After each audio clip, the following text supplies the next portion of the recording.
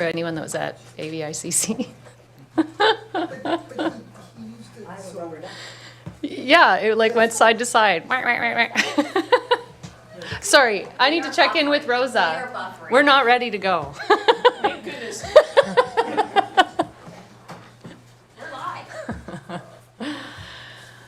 Oh, good afternoon. I would like to start by recognizing that we are on the unceded territories of the Cowichan, Malahat, Subasit, Halalt, Penelakut, Staminas, Liaxin, Pauquichin, Dididot, and Pachidot nations, whose people have stewarded these lands for thousands of years, and I'm very grateful for that and to be able to live here.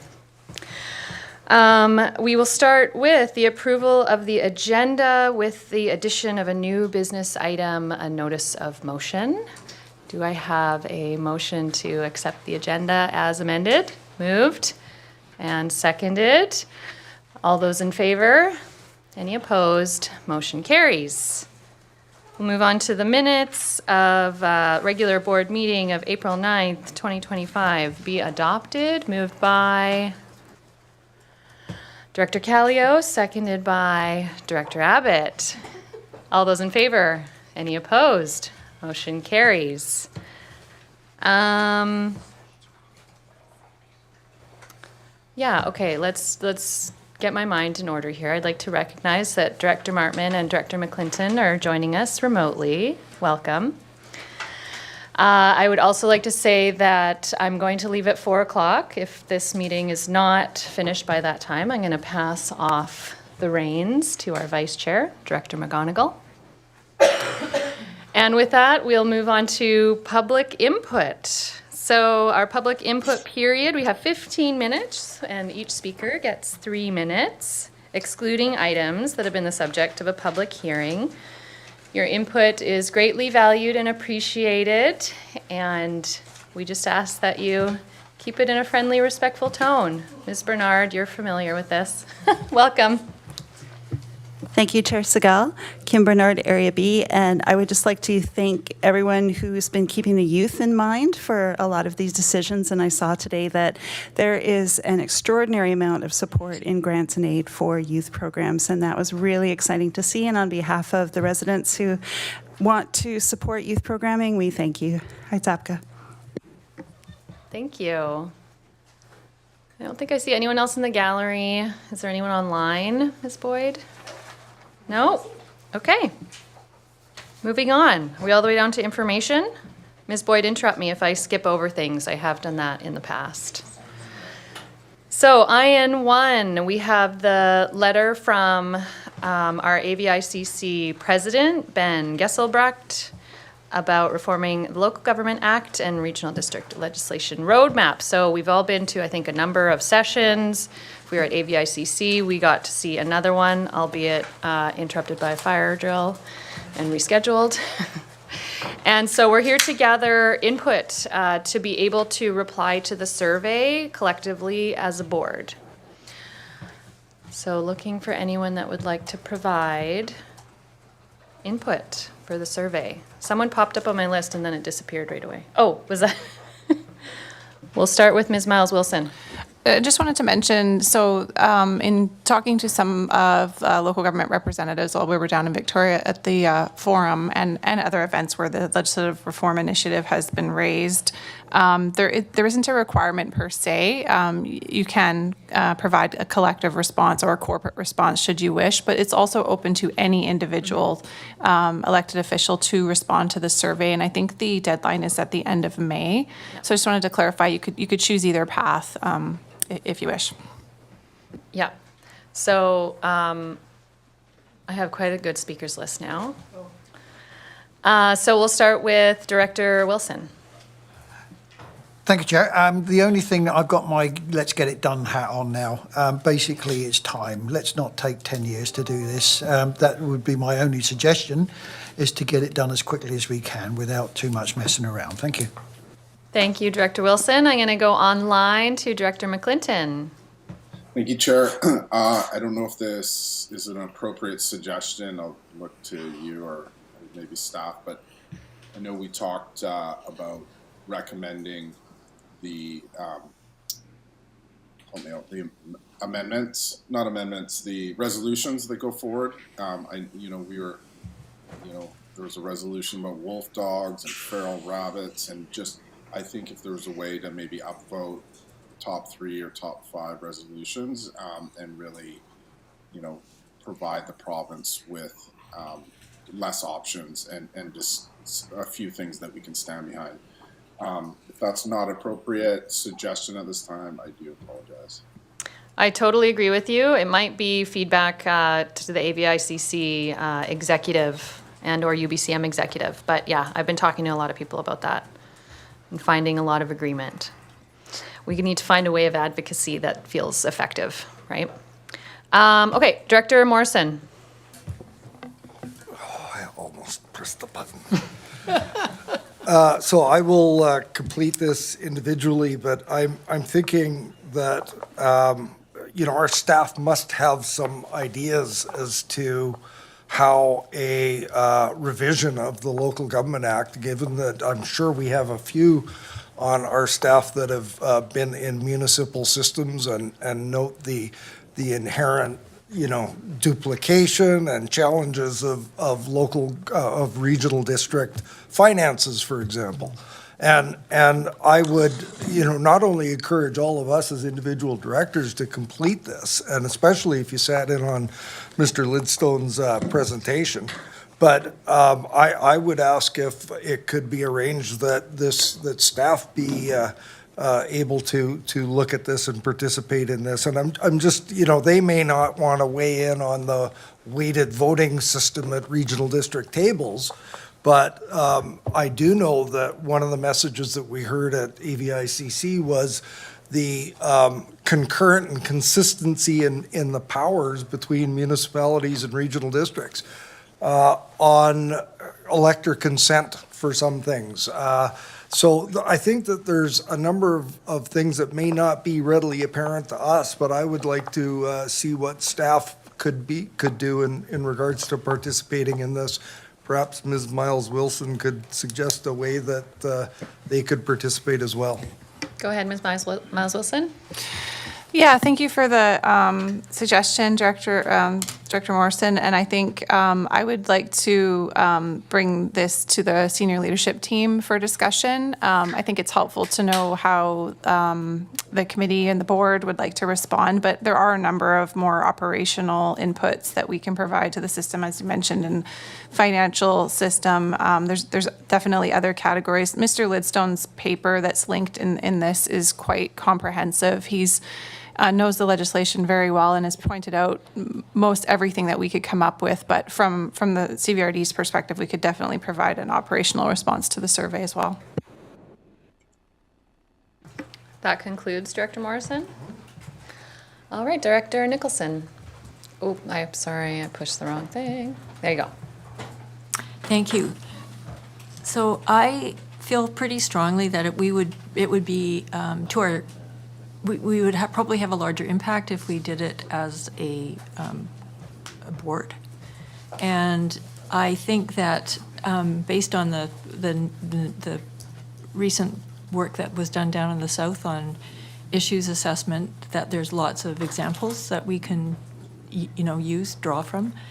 And it struck me that the last time we talked about the regional growth strategy, it seemed that there was some inequity of power or whatever you want to call it, and how electoral areas can respond versus municipalities, which I don't recall Mr. Lidstone having in his material, but he may have, I might have missed it. But I think that's something else we might want to add to it. But I really feel pretty strongly it would be to our advantage to put it all together, because from my way of thinking, in all the years I've been here, this is a huge issue for electoral areas, and we just don't have the tools at our disposal to deal with things, particularly tree cutting. Yeah, I was speaking to, I can't remember if she's the first vice president but Vanessa Craig, the chair of RDN, and she was actually quite excited to hear that we were going to provide feedback as a board and wanted to make sure that in the survey we specified that it was our board's feedback. Vice Chair, Director McGonigal. Thank you very much. Aside from a board directive, I think it's imperative that each individual also send in the survey on their own personal aspects of what they feel is lacking in the update. We've had a number of resolutions go to different associations from this organization, whether it be on approving authority, new financial aspects that have gone forward as resolutions from this board. I'm sure the management team could put those together as an aspect of what could be implemented in the update. But I have some different concerns as a municipal director opposed to an electoral director. I do have approving authority within the municipality. I don't have to wait for Ministry of Transportation to put a street light up. And that is imperative to have that powers within your electoral area without waiting months and months and months for approval from senior levels of government. So if you do have those personal concerns, I would rather they came from you and a directive from the organization on the administrative portions, for instance, because I don't have the same concerns on the legislation update than electoral areas do. Thanks. Thank you. Director McClinton, your virtual hand is still up. I just wanted to check in if you just forgot to take it down. His video is also off. Taking himself down. Okay. You took it down, okay. Okay, so is there any other feedbacks? I mean, so far, like I've heard, yeah, let's get it done. Encourage individual responses and staff responses. I'm trying to remember, I looked at the first page and there were a number of options to choose as to identify who you are, board chair, director, and I feel like there was staff option. There were a number of options. Referencing the issues that came up in the South Cowichan issues assessment and particularly focusing on power imbalance that exists between Muni and EA directors, which I think varies depending on the regional districts. Excuse me, there's some regional districts with many more EA directors than Muni directors and vice versa. And both situations are very challenging. Is somebody else going to put their hand up? Director McGonigal, you were going to? Go ahead. So perhaps direct staff to come back with a report on suggestions from the senior management team on reforms within the local government update that they would like to see implemented in a management program, and that each director implement the survey in their own time to accommodate their personal needs in their own electoral area. I think maybe a path forward. And then once that staff report comes back with the senior management team's ideas of reform, that could be broached at a future meeting, whether it be EASC or whatever would accommodate the timeline. Did you get that, Ms. Boyd? She's typing furiously. Ms. Miles Wilson's gonna pipe up. Oh, sorry. Go ahead. Yeah, I just wanted to tie this back. The suggested motion is welcomed by staff, and I also just tapping into a couple of the other themes about kind of distilling down and prioritizing legislative amendments. I think the province has been pretty clear that a full-scale rewrite of the LGA is probably not on the docket in the near-term future. So I take note of that suggestion, and I think that probably would be effective is to note what we would like them to focus on if they were going to, choose a prioritized list from us as an organization. Great. So that motion was moved. Is there a seconder? Seconded. Director McGonigal, did you want to speak to it? I think I did. But no, I just welcome the input from fellow directors as to moving forward. Great. Director Morrison. Thank you. And I don't know if this would be captured by the resolution, but I'm wondering if there's a ability for staff to provide us with sort of a current view of approving officer potential at the Cowichan Valley Regional District. And I couch it that way because we embarked in a process and we thought we were getting somewhere, and we're literally contemplating budget amendment or budget decisions when we just ran into a flat no from the minister.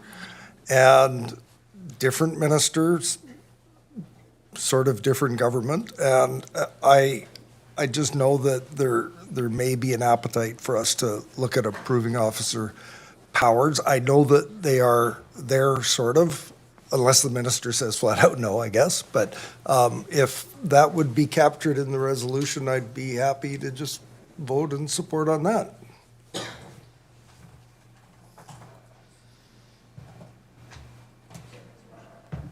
Director McGonigal? And I think that was captured in a previous resolution to our associations on that approving portion. So we could use the response from the province in that argument moving forward, in that suggestion, I would think, perhaps. Sure. Okay. Anybody else to speak to the motion? Okay, I'll call the question. All those in favor? Any opposed? None opposed. Motion carries. Thank you, everyone. Back to the agenda. We move on to our committee and commission reports. We'll start with, Director Istash. Presenting our Sport Tourism Event Grant Subcommittee meeting. Thank you, Chair. As always, this meeting goes well, and being a member of the committee for the last couple of years, it's nice to see that we get such a wide range of applications coming in. As you'll see in the list for this year, what I appreciate is a wide range of demographics, such as age and from youth to seniors, and then also across the region. So there's good regional representation. It's not just focused in the south or the north, east, west. It's all over the region, and the diversity of sports. And in the applications, the work getting through, we're seeing significant economic in the multi-millions out of these events that they're actually generating, because as those aren't familiar with the sports tourism grant, the whole idea is to generate economic revenue and have money spent in the area. And I think the total of this last intake period, I think it was $3.5 million generated in economic stimulus. So the $15,000 goes a long way. So with that, as you see, I won't list all of them, but our committee provides a report and the recommendations of the Sport Tourism Event Grant Subcommittee meeting of April the 10th, 2025, and that we ask the board to recommend and approve the following grants. 1 through 11 is listed. And I'll make that motion. Are there any conflicts of interest before we keep going? I don't think there are this time. No gymnastics. So that's been moved by Director Istash, seconded by Director Abbott. Any discussion? Director Justice, push your button. You have to push it.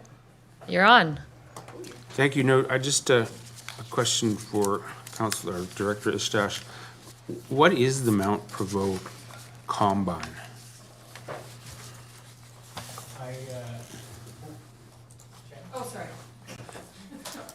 I'm actually glad you asked, guys. We all know mountain biking's a very passionate thing for me. This thing's interesting. So I guess the easiest way to apply this in the concept for the group here is we're all familiar with hockey and football combines, where they bring the very best and most elite in a sport to a region.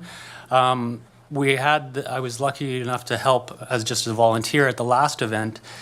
This is the first of its kind pretty much in North America, and it was led by two of the top world Canadian athletes that actually are CVRD residents.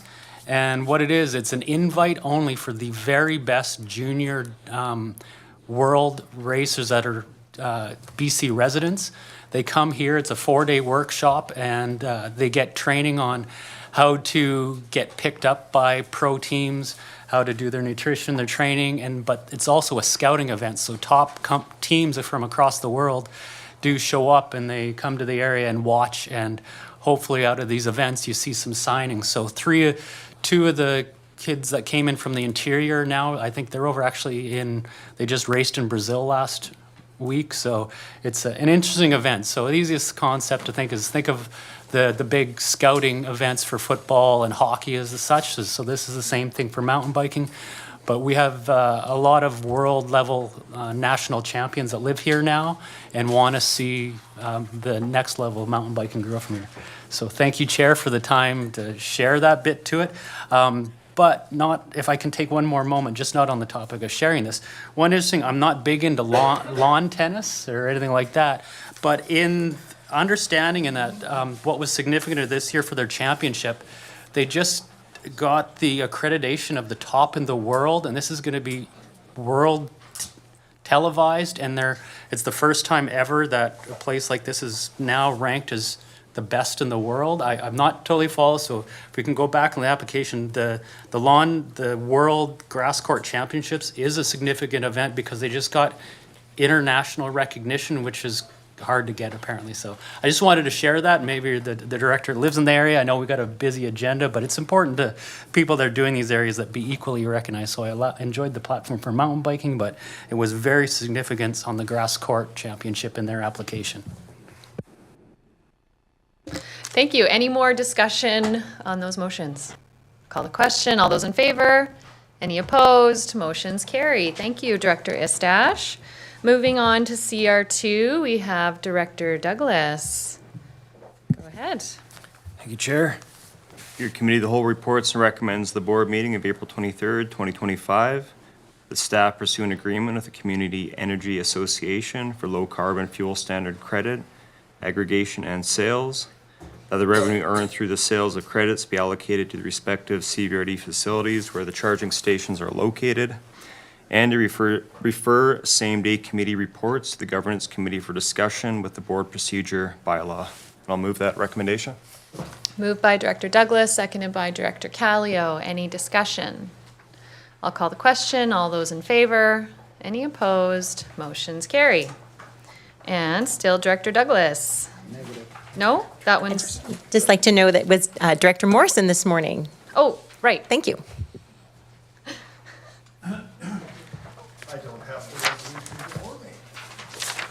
I don't have it either.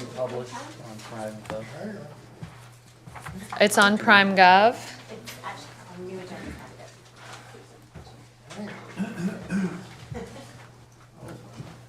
Yeah, I have. Yeah.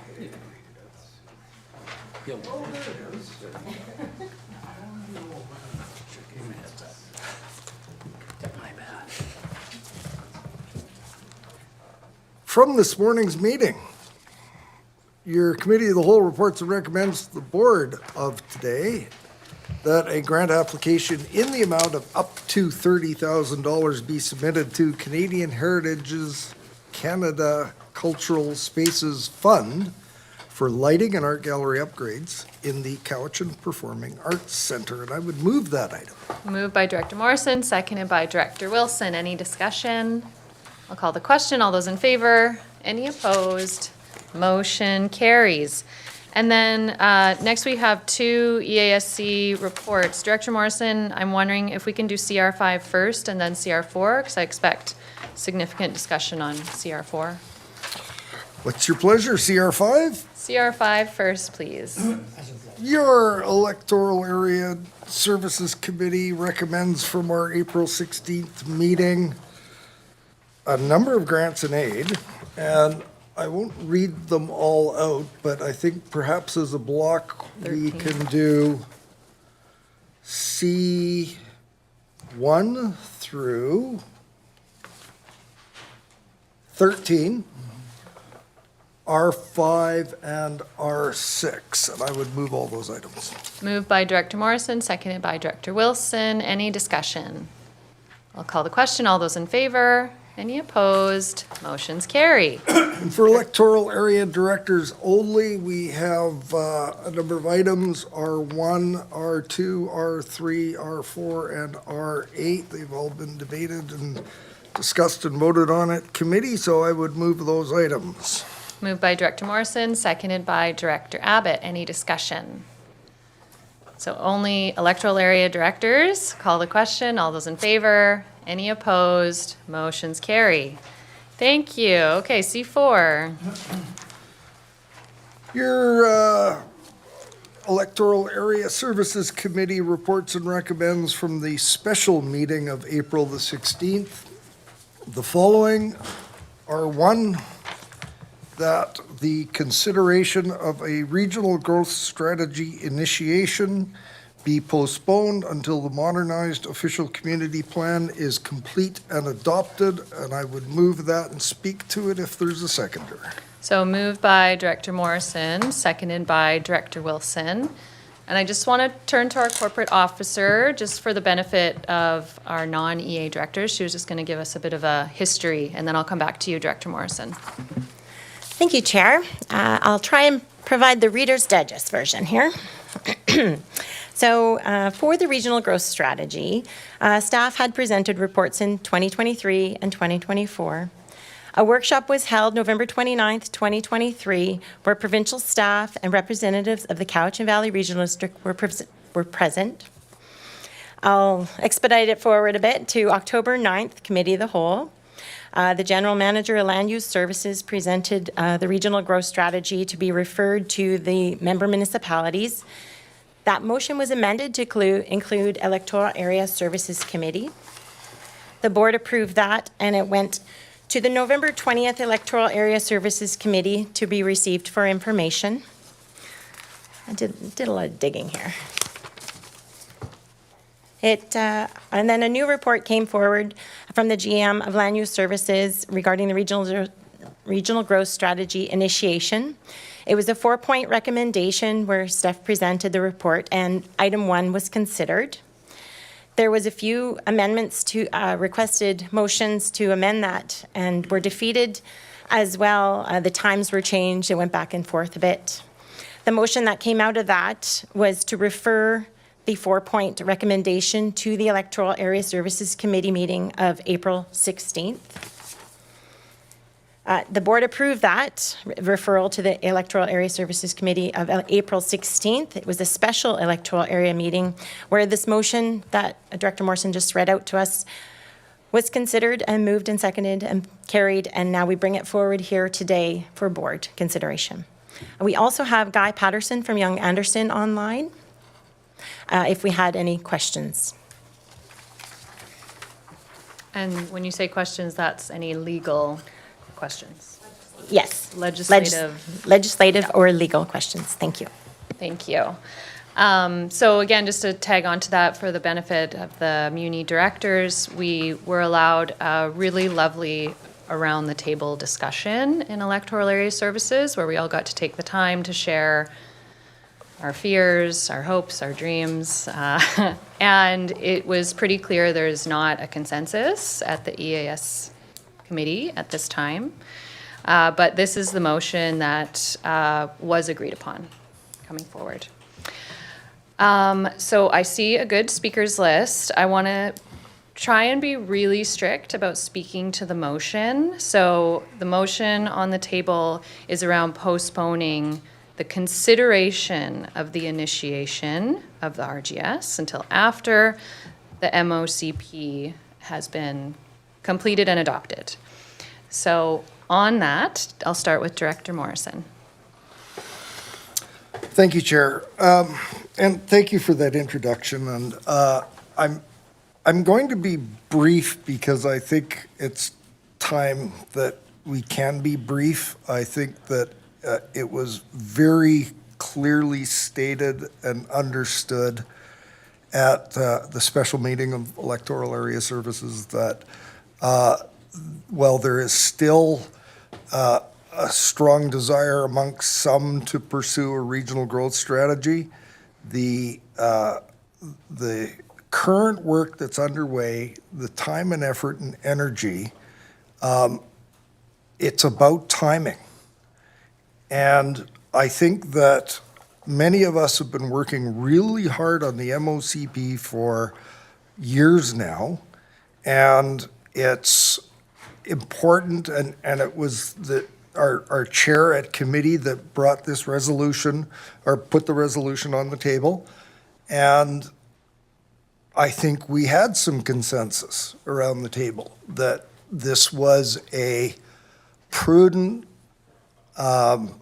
moderate postponement of a really big initiative. And I felt it was well understood by everyone around the table that this was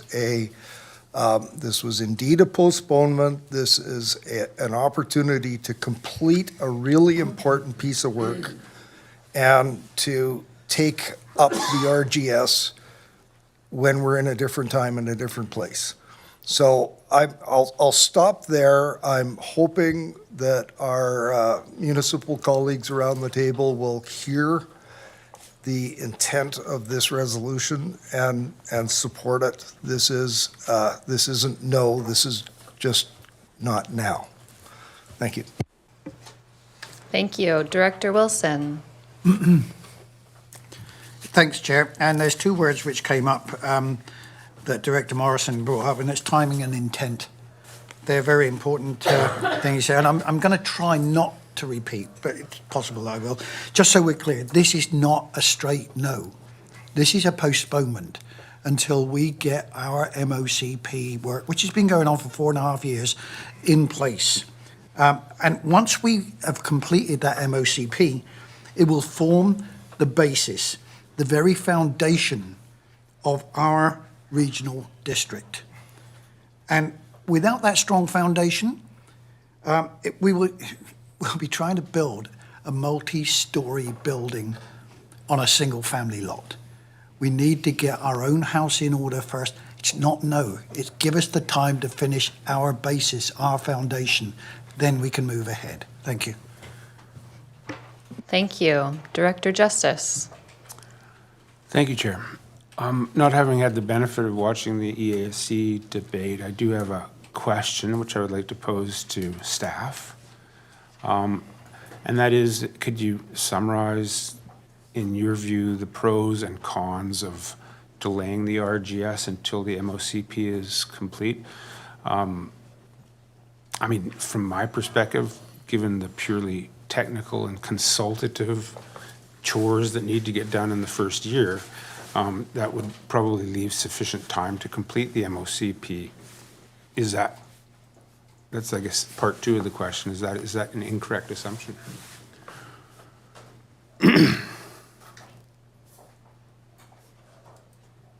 Chair, thank you. So very sort of quickly summarizing the advantages and disadvantages of going now versus later. With staffs continue to state that we believe that we could proceed with an RGS in advance of the modernized OCP being completed, because there are a number of technical studies that need to occur that would inform the development of an RGS. It's intended to be a multi-year project. There was a draft terms of reference with some phasing that's been provided. And there's a need to look at the region's resources, servicing and infrastructure in order to inform the development of the growth strategy. And that will involve conducting an assessment of existing water and wastewater treatment systems in relation to growth that's been projected or planned. And that capacity may significantly alter the proposed growth in various areas. And when I talk about that, I talk about growth containment boundaries. It will determine whether or not they're realistic, whether they need to be reduced, eliminated, or expanded. But certainly the growth containment boundaries and official community plans that have been recently developed and are under development certainly do provide a really good foundation or starting point for having discussion about what a regional growth strategy could look like. So there is some advantage in perhaps delaying the beginning of the process to provide that natural break between those two big projects, a bit of breathing space perhaps, to be able to reflect fully on what has been sort of agreed upon by the electoral area directors and the municipalities separately. It was a bit of a long-winded answer. I'm hoping that and if I could add, I think that through the chair, it's really a political decision, you know, as to whether you want to go now or whether you want to go later. We've identified resources to undertake the project, whether it starts now or later. Chair, I was going to do a point of order, but I didn't want to be rude. I mean, we're in the middle of my point of order would be, we're in the middle of just debating a motion, and isn't it my understanding that it should stay with the directors? Just a moment.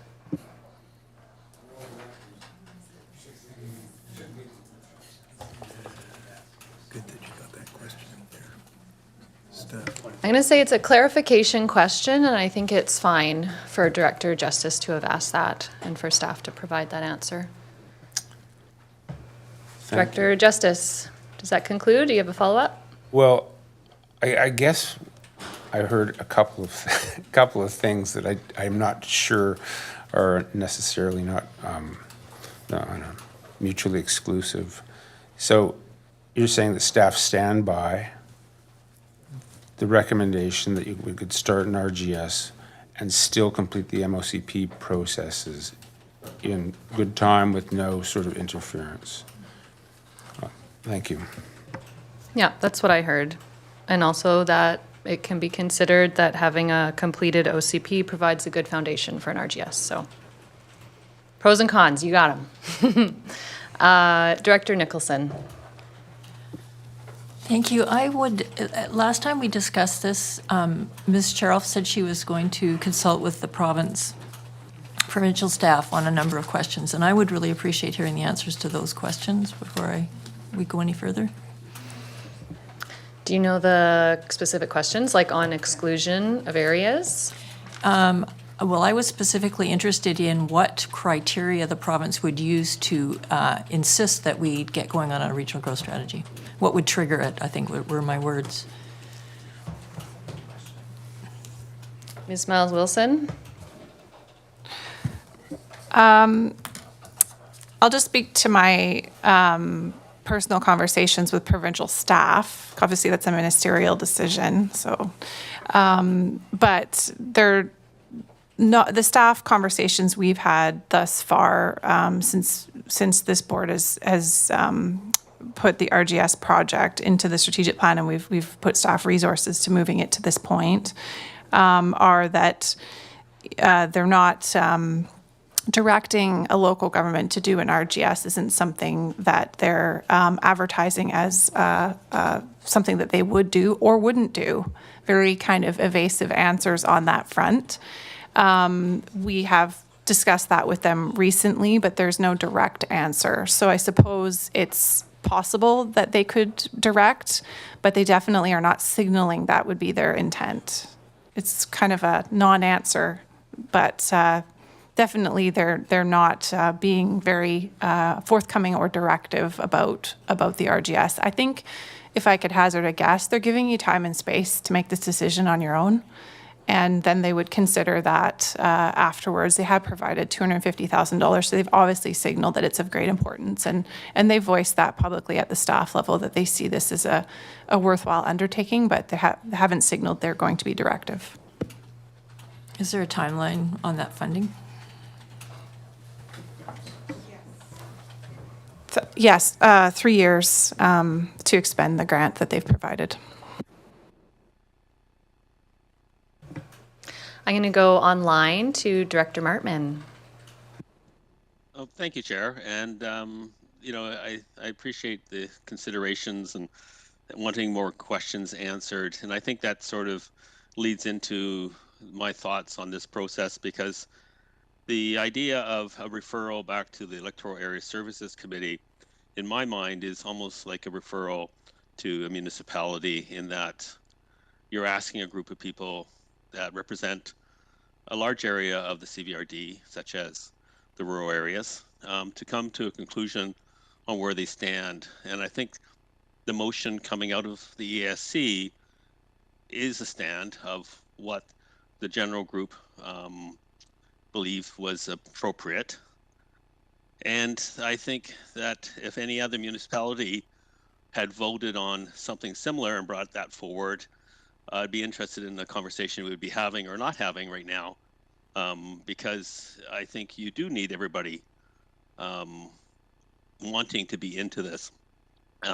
So this isn't about not having a RGS or having one. I think this is more about a process question. It went to committee. Committee came back with a motion to a recommendation, and it's about honoring that committee's work and that committee's direction at this point. It isn't about the debate of an RGS. That's a future debate, perhaps, or not. The idea also of collectively looking at this as a as can we have an RGS means that we start right away versus work could be done between now and our MOCPs are being completed. Nothing has to, at least, or maybe staff or chair, you can elaborate on the concept of we could embark on taking up some of the work that could be leading to help us make a decision at a future date about the initiation. Maybe that's a question for staff. Yeah, well, I can interject that depending on the outcome of this decision, we'll have to decide what to do with money that we have allocated towards this project, right? And that could go towards a technical study that gives us more information to consider when we get to the point of considering an RGS. Is that what you were getting at, Ben? Director Martman? Yep. Yes. Thank you, Chair. That is what I heard at our meeting as well. Yeah. Thank you. And I do want to share, I appreciate the words of Director Morrison and Director Wilson. I did hear a lot of common ground amongst the electoral areas around the principles of an RGS. I didn't hear anyone say anything against the sustainable settlement of people. There are other things, that the thing that we came to agree upon is that our OCP isn't finished, and we'd like that fundamental planning document to be there before the RGS moves forward. That was where we found pretty close to consensus. Director, my speakers list just got longer. Director Douglas. Yeah, thank you, Chair. I'm going to speak against the recommendation, the motion on the floor. In my view, we've been putting off the idea of a regional growth strategy for far too long, not just under this board, but this has been a discussion in this region going back decades. And if you look at the challenges we're dealing with today, whether it's urban sprawl, whether it's fragmented and poorly coordinated growth and development across the region, traffic congestion, a inefficient public transit system, overstretched infrastructure that we simply cannot afford to maintain and replace over time. I'm not going to argue that our regional growth strategy would have prevented us from facing any of these problems, but I would argue that it has certainly exacerbated it. And as we've discussed in previous meetings, we do stand out as one of the only high-growth regional districts in the entire province without this very basic planning document in place. One of the challenges I've found in this whole debate is, on the one hand, I think all of us want to reach consensus. It creates a much better atmosphere around this table. And I think we all value our relationships with one another. And when you get these really divisive issues, it can create all kinds of challenges in terms of how we work with one another. But at the same time, our role here as directors isn't to make friends and to be all buddy-buddy with one another. We are here to represent our constituents, not just in our respective electoral areas and municipalities, but across the entire region. And for me, what it really boils down to is I'm here to address the immediate challenges residents in our region are facing, but also to plan for the next 20, 30, 40, 50, 100 years. And I think we've got to ask ourselves if we are taking that long-term focus, that's just not just on the folks who are living here today, but our children and grandchildren and those future residents, are we setting them up for success without having this very basic regional planning document in place? And in my view, the answer is pretty obvious. I want to build just on some of the comments that were made by staff about the phasing. So if you go back to the last report we reviewed on April 9th, looking at the 5 different phases of a regional growth strategy, if we do initiate it, like first there's a whole procurement process. And then once the consultants in place to undertake this work, the rest of the year and likely well into 2026 would simply be spent on background research, technical studies, that can inform all kinds of work for this regional district, not just for the regional growth strategy. So if you look at what these technical studies would involve, it's assessment of water and sewer servicing, environmental conditions and constraints, parks, green space inventory, agricultural productivity, a groundwater profile, regional transportation, active transportation networks. This would all be of significant value to our entire regional district. I'm sure our First Nations neighbors in the region would benefit from this information as well. And we wouldn't actually move into the engagement work until phase 3. That wouldn't take place, it's anticipated for January 2026.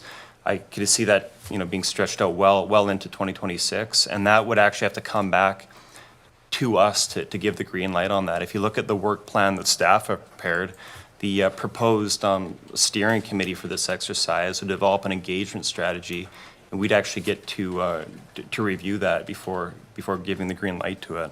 So again, for me, it's I understand where the electoral area directors are coming from in terms of wanting to wrap up this OCP process that you've been working so hard on for so long. But what we're really talking about here is initiating this exercise in such a way that we're going to be doing background research and technical studies over the next year before deciding how we want to move into that next phase, which is supposed to coincide with when your OCP project is complete. So for all those reasons, I'm going to argue against the recommendation and urge the board that we continue on the course that we've been on for the last couple of years and start this exercise that's not going to end in a couple months, but is actually a 3-year project, and many opportunities for us to debate issues as a board, and also to engage with our community, engage with First Nations in the region as well. Thank you, Director Douglas. Director Acton. Thank you, Chair. So, I picked something else out from what staff had to say. I was really relieved to hear that, if there was a bit of space and breathing room, that it would help inform the regional growth strategy by us being able to even wrap our heads around finishing our MOCP.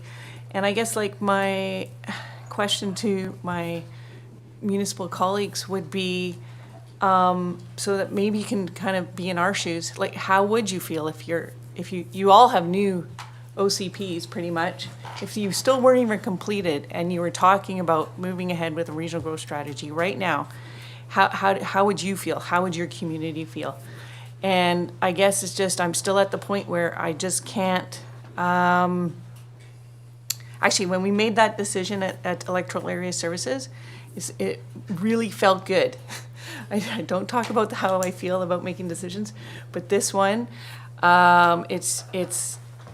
have a large project, and it feels right with all the information we've been given to complete it and be able to present that to our communities and then say, and then this is why we want a regional growth strategy, and this is how it's informed it, and it all makes sense.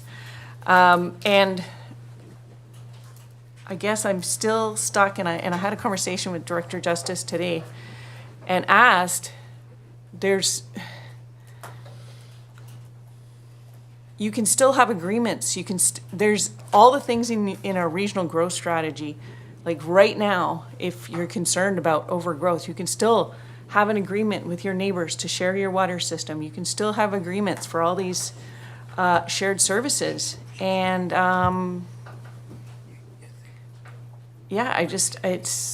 it'll be interesting to see if it's something that will just change a whole bunch. But like you said, it's a 30-year plan, and we're talking about maybe 6 months. So that's it. Thank you. I'm going to go online to Director McClinton. Thanks, Chair. Yeah, it's not unfortunate, but yeah, I feel like I made a lot of my points at the special meeting, and it's unfortunate maybe some of the municipal directors didn't get to hear that. Maybe feel like I'm repeating myself a little bit, but if this were for somehow after the 8-1 vote and the near consensus we came to, if this was to be put through, this would seriously offend my democratic sensibilities. Not only, did I think even the resolution we came to at our special committee. Sorry, Director McClinton, we follow democratic principles here. I'll get to. I know for sure, and I'll get to it. I think at the special committee meeting, there were some people that wanted to go a little farther, and for some people went a little too far, and that's where we landed. So I think at least 8 of the directors, electoral directors, would appreciate the support there. But for myself as well, one of the big issues is it's majority to get into the regional growth strategy, and it's unanimous to get out of it or to make significant changes, and to have that sort of thrust upon us today would be I think would be difficult for many people. I think that's the biggest point. I think that respecting, although you don't have to, but respecting that near unanimous decision would be greatly appreciated.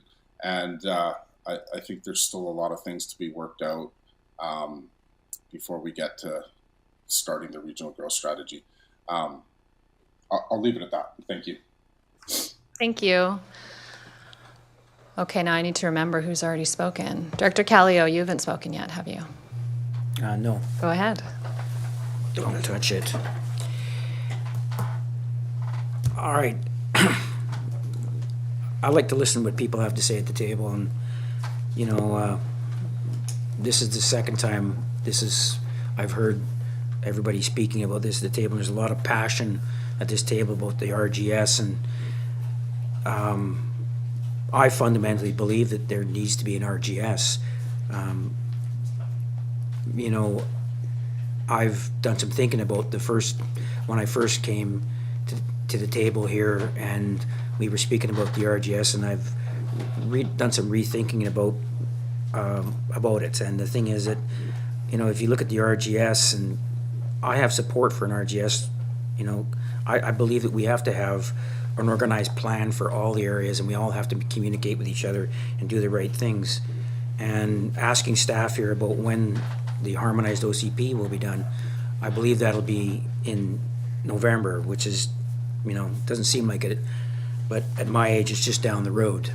So, I just, like some people have, mentioned that this is a long-term document, and I believe it is too, and that's why I'm in support of an RGS. And because it's such a long-term document, I believe it has to be done right, and we need to do things the right way. And like some of the other people said, you need to lay a foundation to do that, and I believe the harmonized OCP is the way to do that. When I first looked at the RGS and found out that the harmonized OCP wasn't done, it just didn't really make sense to me. My fundamental belief that we need an RGS pushed me forward on that. And so I guess you can see which way I'm kind of leaning now. And the question I have is, why is there such a push to have an RGS? And, there has been no RGS till now. I just think that maybe we should slow things down a little bit and have a look at it, because, like was mentioned, this is a long-term thing and should last, many, many years in the future. Thank you. I have Director McGonigal. Thank you, Chair Segal. This is a difficult decision as a municipal director adjacent to an electoral area who has concerns on regional growth. I will respect the resolution coming forward from the Electoral Services Committee that without full support of a regional growth strategy, it's doomed to fail, in my opinion. With the pause until the harmonized OCP is implemented, there could be, and this will be a question through to staff, could there be some background work on servicing needs assessments, for instance, during that pause? Thank you. Sorry, Director Nicholson, you've been patient, and I thought in my head you'd already spoken, but you haven't. But is staff needing to weigh in on something? I did have a... Sorry, I got distracted. Oh, that's fine. Seat 27. Thank you, Chair. Yes, there could be some preliminary work towards the development of an RGS in advance of the OCP being completed. Technical work. Follow-up. And a follow-up with that being said, I would support the pause and look for a subsequent motion should this pass on implementing some technical work in the interim, but I will await the vote.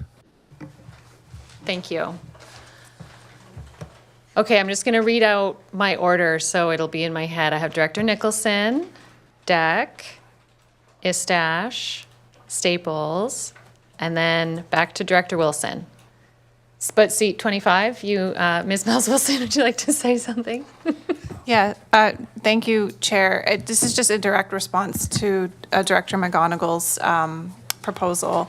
Just to clarify, and might be stating the obvious to some, but so currently our budget for the initiative is half funded by the province, $250,000 grant, and as mentioned prior, we have 3 years to expend that grant. The other $250,000 is a contribution from the Growing Communities Fund, which we have more discretion on what we can spend those funds on.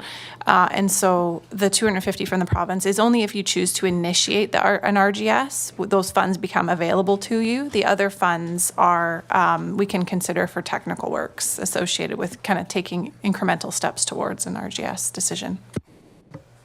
Thank you for that clarification. Director Nicholson? No? Okay. Then Director Deck.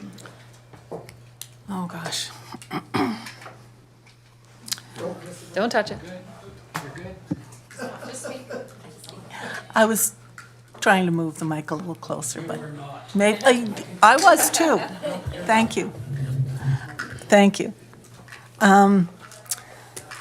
So I've spent the last few weeks really thinking hard about this. I've tried to see people's view of an RGS through their eyes, but it keeps coming back to me about some fundamental critical issues about what we will need in the future, what we need even now.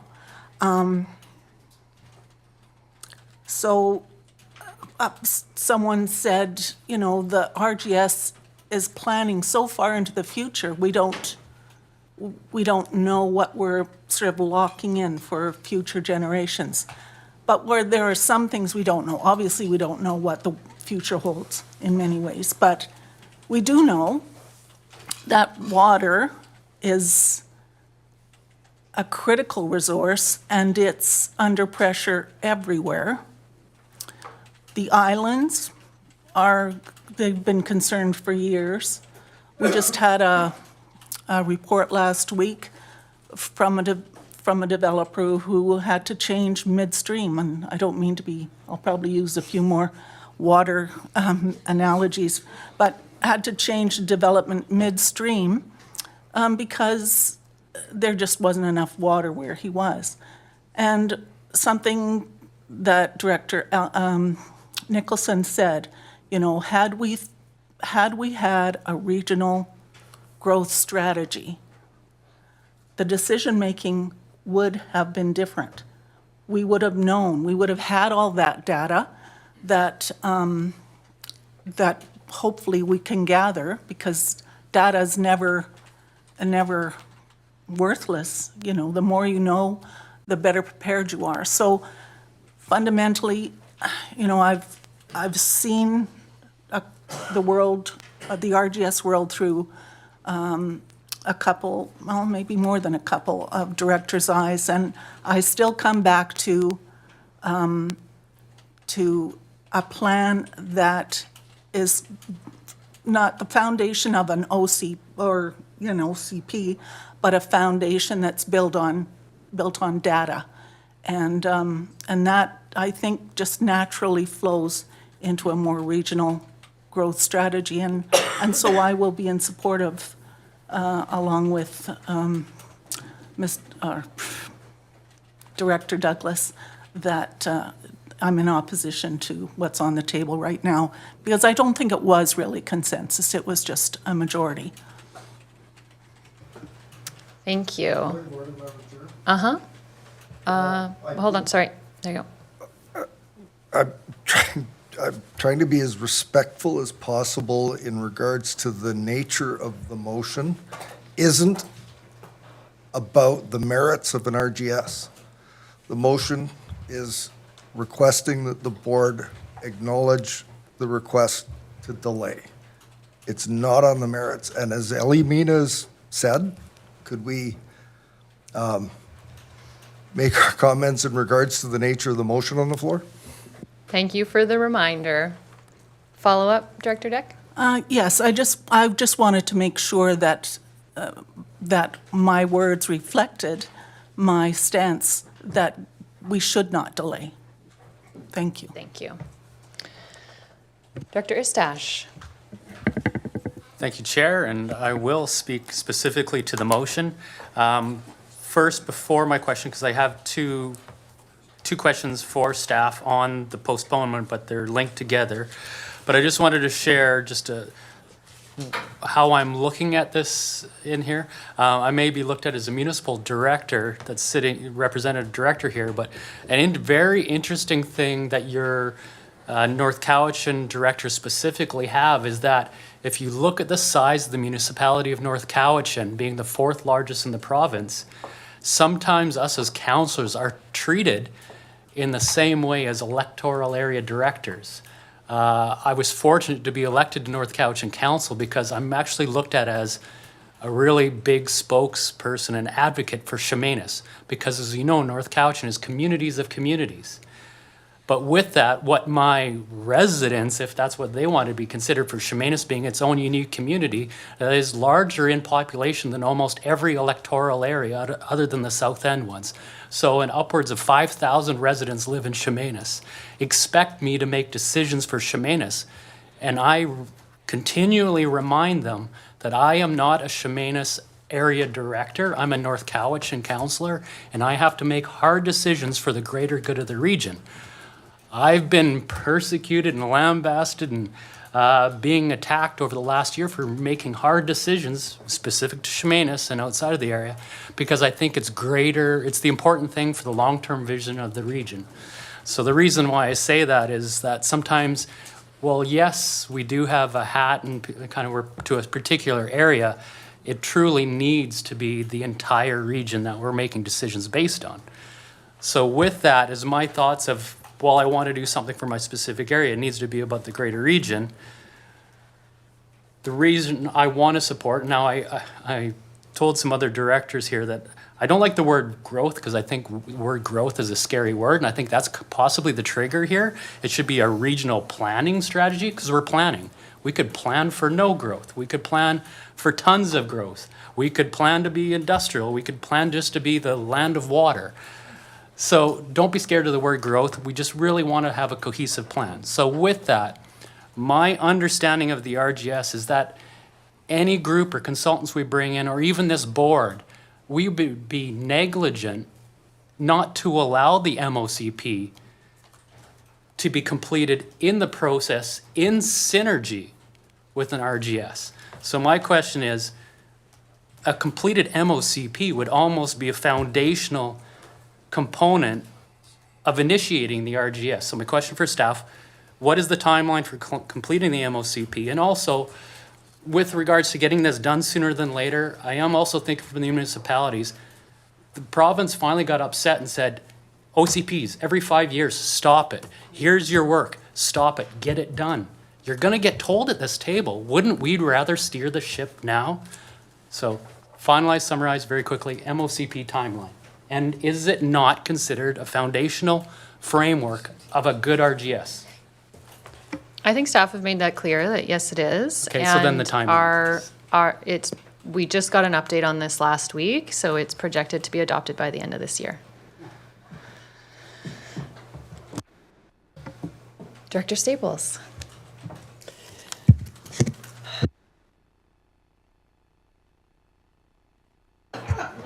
I haven't done that in weeks. So I kind of keep moving around on this.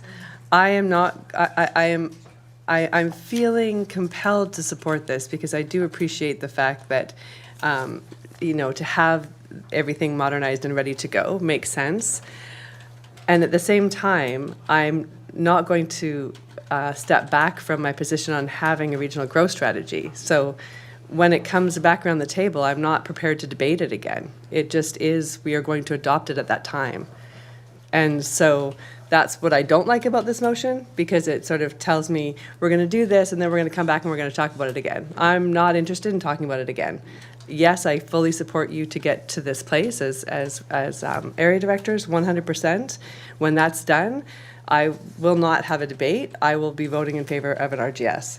So, I feel torn supporting this the way that it's worded, but I do support the principle and what I believe is being asked. But I don't believe that that's reflected in this motion. So that's kind of where I'm sitting right now. Anyone can make an amendment. I've got an amendment, actually, but I wanted to hear more. Okay. Director, not Mackay, we need to update this. Director Beeston. So I keep hearing everybody sort of saying the same thing. Would it be at all feasible to sort of just build in a timeline and say we have X amount of time to complete the MOCPs? During that time, we're going to initiate what we are able to regarding the regional growth strategy, so as to make sure that we're not in a place where we're going to lose funding or not have the timeline set up to lose funding, and kind of do it in conjunction. Like say we have until November for everybody to finish their MOCPs. We're going to work on this area of the regional growth strategy while that's happening, and then starting November, we just move forward and we go. It seems like that's what everybody's saying here. So it is the will of this board, if we want an amendment that says initiate regional growth strategy after the adoption of the MOCP, that is an option.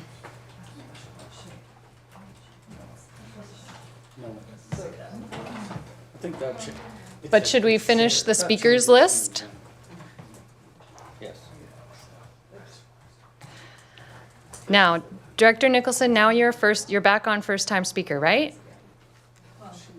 Don't touch. I can be a whatever kind of time You're speaker. on and you haven't spoken on this yet. Okay, so I basically,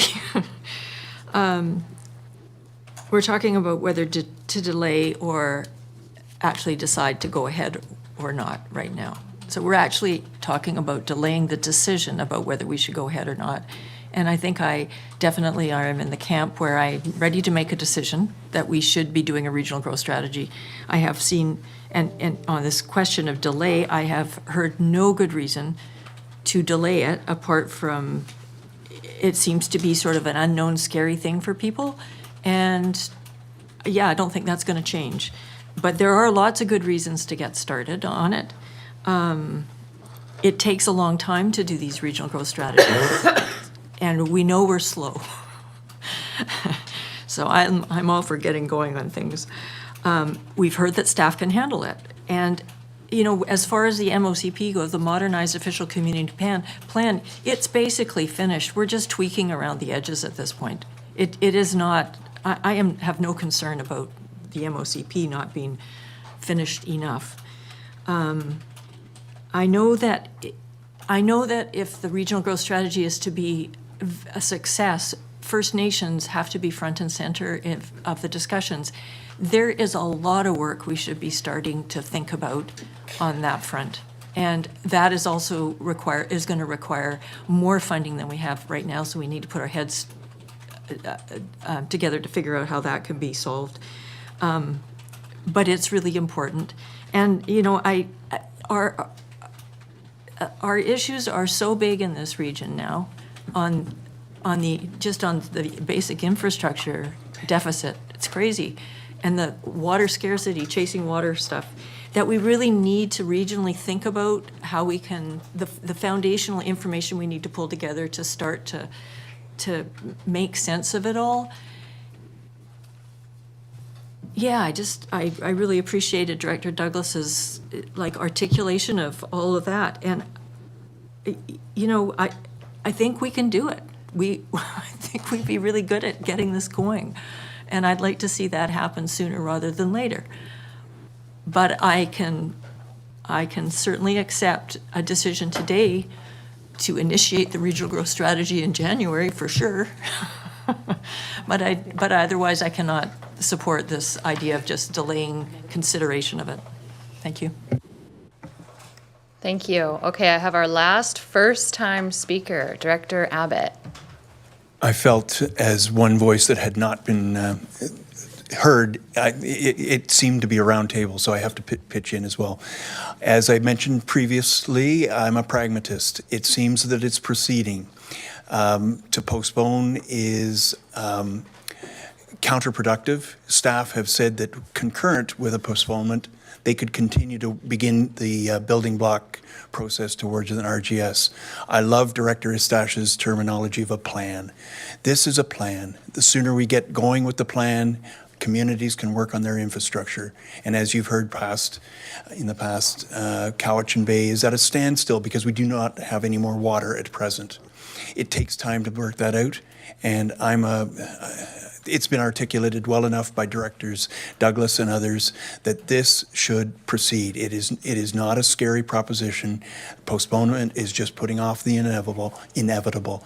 Let's proceed. Thank you. Thank you. So I have 3 second-time speakers, but I really don't, 4. Wait, Director Martman, have you spoken on this? No. I have, Chair. Oh, you have. I can't remember anymore. I just want to, really encourage the board not to spiral into the same conversation over and over. I'm looking for new information regarding the postponement of this decision, or I'm looking for amendments should anyone at the board table want to bring that forward. So with that, I'll go to Director Wilson. Yeah, thank you, Chair. And I must admit, I'm a little bit confused here because the motion says that the consideration of the regional growth strategy initiation be postponed. That's it, until the modernised OCP is complete and adopted. I'm not sure quite what amendments could be made to that. We're not asking, no. Some of the comments I've heard here, and I'm not allowed to say names here, right? So a director from North Cowichan mentioned that he doesn't represent Chemainus. I represent Cobble Hill, my constituents, and they've made it clear to us that they've worked hard on the MOCP. Another comment I heard as well was, we're planning for the next 100 years. What difference is 6 months delay going to make? Really? Because if we're going to plan for the next 100 years, let's do it properly. Let's get our foundation, there's the word again, let's get our foundation in place before we start building the hotel on top of the single-family dwelling. Question. There was a mention of growth containment boundaries in the MOCP. We have those. Anyone can look at those. They're very good. There's a lot of work on it. Would that mean then that a regional growth strategy, semantics here, wording, planning, whatever kind of thing, can then say, lovely growth containment boundaries, but we take precedence. Is that what's going to happen here? I don't know. If No, it the is, it's wrong. OCP is what holds land use Good, specifications. because there's the foundation again. Yeah. We need that in place before we start doing anything here. And there is one more thing I'm going to mention here. The CAO mentioned that there is no documentation, there is no mandate from the province. Oh yeah, mandate. Yeah, well, you know, province can step in any time and say, there's your documentation, get it done. There is none right now. We stand to lose nothing from the province. And, okay, final thing here. Careful with the wording here. Yes, I am feeling pushed, I am feeling pressured, and I am feeling coerced. There was another word used last time, which was perhaps a little bit strong, but right now I'm feeling as though Big Brother is sitting on my shoulder and saying, you will do this, and I don't like it. No one is telling anyone how to vote at this table. We all have to listen to everybody's perspective. We have that right to share that at this table, to inform our individual decision. And in the end, majority rules. I made this speech at EASC last week. It's hard when you're in that minority. I've been there, and this is a really challenging discussion. But no one is forcing anybody to vote in any way. Director Morrison. Thank you, Chair. New information. So, I don't know of an RGS being done anywhere in the province where the regional district has initiated a harmonized OCP and a modernized OCP in advance of the RGS happening. I could be wrong, I stand to be corrected, but all of the other RDs have done OCPs. It's a collection. We're doing something new, or at least that's what we were told when we began this process. So this is different. We've embarked on a lengthy process, and this inevitability that we're going to do in RGS, to me, feels incredibly disrespectful in the nature of the fact that we've just about to complete a process that is innovative in the process in the province as a planning document, a harmonized and modernized OCP, and it's inevitable we're going to RGS. So that's a real challenge for me. I want to use some other words. No one's saying it's inevitable. It will be the vote of this board. Pretty sure I heard inevitable from a director across the way, but regardless, we're doing something innovative with the MOCP. This really feels like pressure to me. And it's a motion put forward by a committee as a whole that I didn't think there was any question would be respected by the rest of the colleagues around the table. So, yes, this is very different. And I'm going to end with this, and this came up at the discussion at EASC. It's a simple majority to initiate. It's a simple majority to adopt the bylaws. It's 100% unanimity to modify and amend or get out of an RGS. We've got staff that needs to clarify that. Thank you, Chair. And Mr. Patterson may also be available to respond to the process of accepting and amending and adopting RGS, in case he's Is he still on there? to weigh in. Here He he comes. is. Mr. Patterson. He may need the question restated. I think I get what's being discussed, and it's. I tend to agree that initiation is just by resolution of the board under 433(1), and then amendments are a different process. I'm just looking at minor amendments, but I guess a major amendment obviously is even more onerous. But a minor amendment, in order, it can either be done with unanimous approval, or it has to go through the acceptance process under 436. So I haven't given a super direct answer, but in general, I guess it's correct that the initiation is easier than amendments.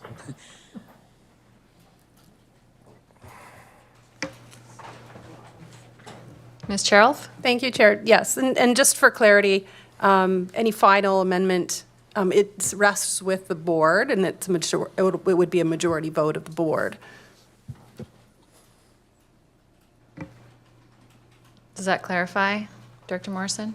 Amendments, once the RGS is not, from what I've been told and from what I just heard, is unanimous. Unanimity is required. That's what I've been hearing from other colleagues. And Chair, I was mid-sentence and I didn't yield the floor. I apologize. Ms. Charles, do you have clarity on that? Thank you. Yes. So with major amendments, I believe what Mr. Patterson had said is that the board has the opportunity to unanimously accept, or alternatively, there's a process of asking municipal councils to accept the amendments, and once that comes back to the board for a vote, which is a majority vote. Oh, so it's a multi-stage process. Could be a multi-stage So it would process, go to yes. EASC as well as the municipalities for acceptance, and then it would come to the board. There is not an acceptance process for EASC. That's not built into the legislation right now. It's specifically municipal councils. Right. Anything more, Director Morrison? Not at this time. Thank you. Director Justice, thank you, Mr. Patterson. Thank you, Chair. I'm very comfortable with this idea that I've heard several people articulate in rough terms about making a decision to initialize an RGS, but delaying whatever work needs to be delayed in order to respect the EAC director's needs to have the time and space to complete their MOCPs. I think the distinction here is that, well, from what I've heard around the table, I think that there is significant support for an RGS and that we really don't need to redebate this after the time that's needed to complete the MOCPs. So I think respecting the MOCP timeline seems very reasonable as long as we are committed to moving into an RGS after that. So I would like to see an amendment that proposes this compromise by somebody who has more neurons than me to word it properly, and but that's I think a great direction to go. Point of order for amendment on a recommendation from a committee. My point of order is, how can you amend a recommendation from a committee? It's the recommendation from the committee But it's to the been board. moved and seconded here, so it now is owned by the board, and we can amend it. But then it's no longer a recommendation anymore? It just seems so weird. Corporate Officer? Thank you, Chair. It was a recommendation from the committee up to the board. The board has moved and seconded, so it is therefore owned by the board now, and it can be amended with the amendments as requested by the board committee members around the table. Changing the intent of the amendment, changing the intent. The intent, motion. no, the intent cannot be changed.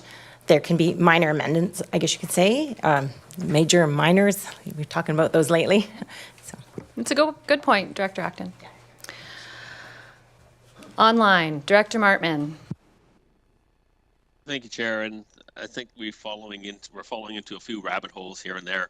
I'd still like to just speak about the postponement and what it means to my community, and again, new information. So I hosted a town hall in the last few weeks, and I'll be hosting another town hall in June.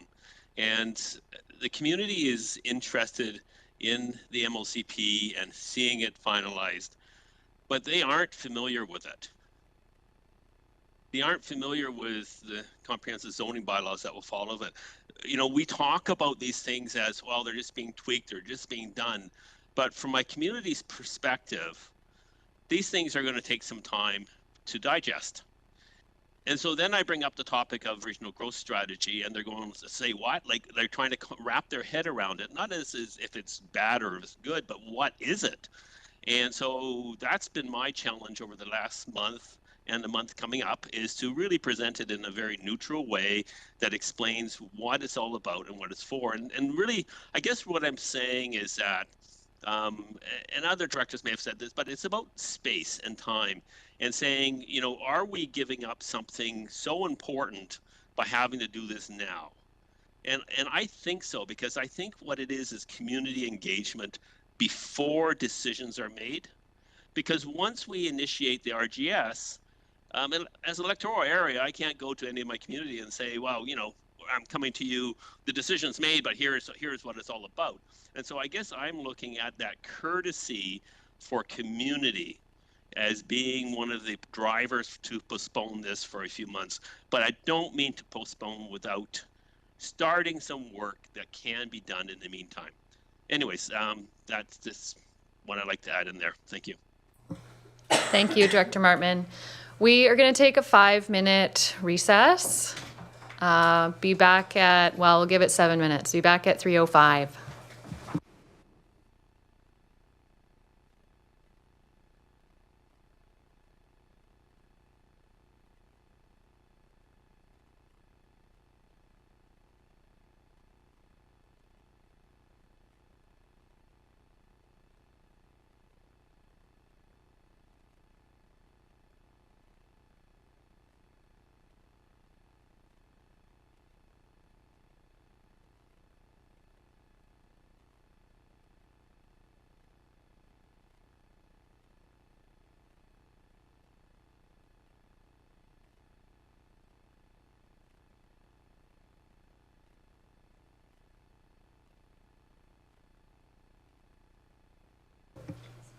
Okay, we are back.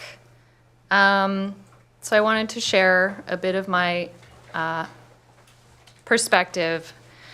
I went back and watched our meetings in June where we contemplated adding an RGS to our strategic plan. And I observed that we were much more united at that time. There were 2 that spoke against, but the rest were in favor of adding an RGS to our strategic plan, which is what has led us to here, where we are not as united. And I'm really glad that we were able to have last week's EASC, a good round table, so that everyone really feels heard. Because, you know, like I have so much respect for all the views around this table, and I do really struggle with delay and defer, big time. But we need to be in a place where we are all ready to work together, because an RGS requires open-minded collaboration. And I don't think we're quite there, and I'm hearing that once our OCP is adopted, we might be a little bit closer. I do want to share, I was just at the Chair CAO Forum in Victoria, and the chair for the Peace River Regional District shared, he's at the tail end of an RGS process. And they had the most public engagement of any planning process they have ever done. He said it's been a wonderful experience where every single area's issues, dreams, concerns, whatever, has been considered and integrated. And I think that's a wonderful bit of inspiration that we should tuck away in the back of our mind. And right now, I don't have any more people on my speakers list. I'm going to call the question. Actually, I'm going to turn to the corporate officer just to read it one more time, so we're all on the same page of what we're voting on. Thank you, Chair. That the consideration of the regional growth strategy initiation be postponed until the modernized official community plan is complete and adopted. It has been moved and seconded. So I'll call the question. All those in favor, please hold your hands high. Do you want me to call out the names? For, just to record? Oh, just opposed? Okay. And opposed? Istash, Abbott, Justice, Deck, Nicholson. Sorry, I'm going too fast?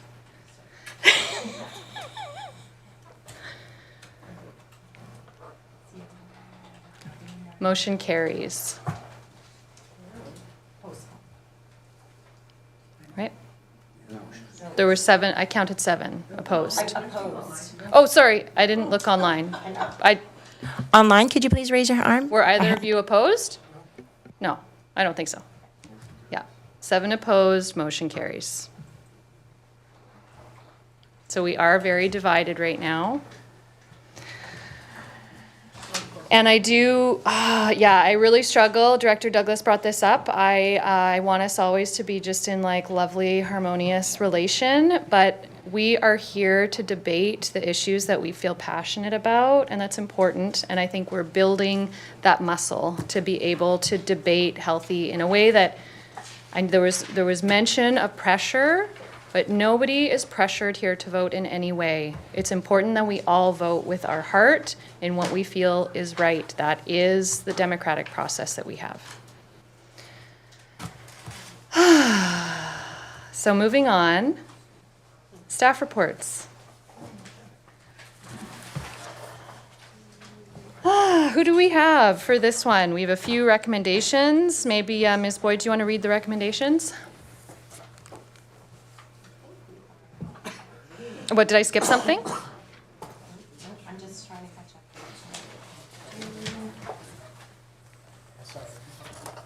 Oh, sorry. You're right. I totally forgot. There's a whole follow-up here. Sorry, Mr. Postings, we're not ready for you. Right, okay. I'm still here. So this, with this passing, there is $250,000 of community works funds that we need to address. So, Ms. Boyd. It was discussed between staff that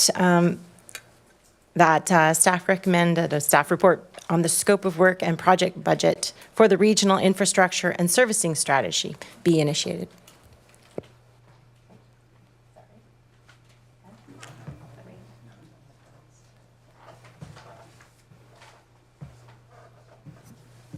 Ms. Cheryl? Through the chair. So, sorry, is the direction that staff initiate work on a regional servicing strategy using funds allocated through the Growing Communities Fund? Sorry, I said the wrong fund. It's a staff. It's a staff report. Sorry, yes. So how about we start, we'll read that through fully one more time. That staff report back on the scope of work and project budget for the regional infrastructure and servicing strategy. There we go. Moved by Director McGonigal, seconded by Director Wilson. Director Morrison. Oh, I pushed the wrong button. What's happening? Oh my God. Okay, so we had dedicated $500,000 towards the initiation of an RGS. We've just postponed that initiation. $250,000 was a grant only that we can use if we initiate an RGS, so that's kind of like waiting in the wings. But the other $250,000 of, I don't want to say the wrong fund, Growing Communities Fund, we do need to use this year. And so that needs,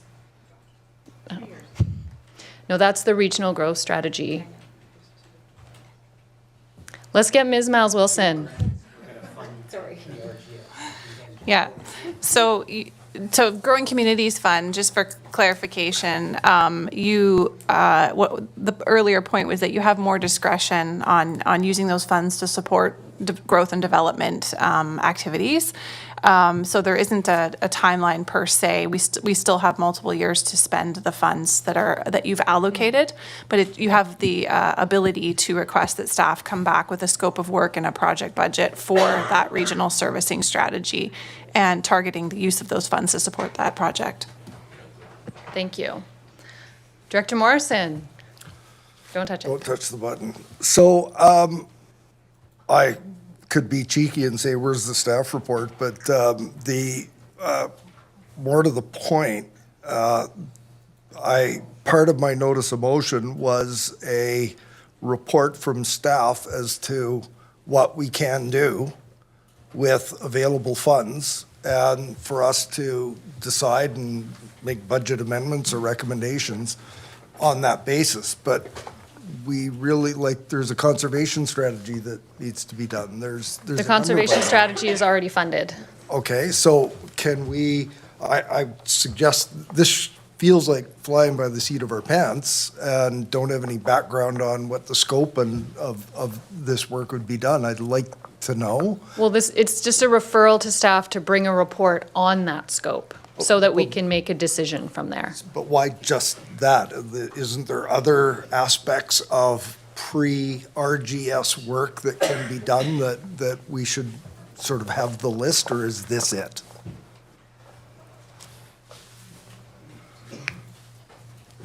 Looking to staff, is there a more inclusive term we should use here? You're on. I'm on.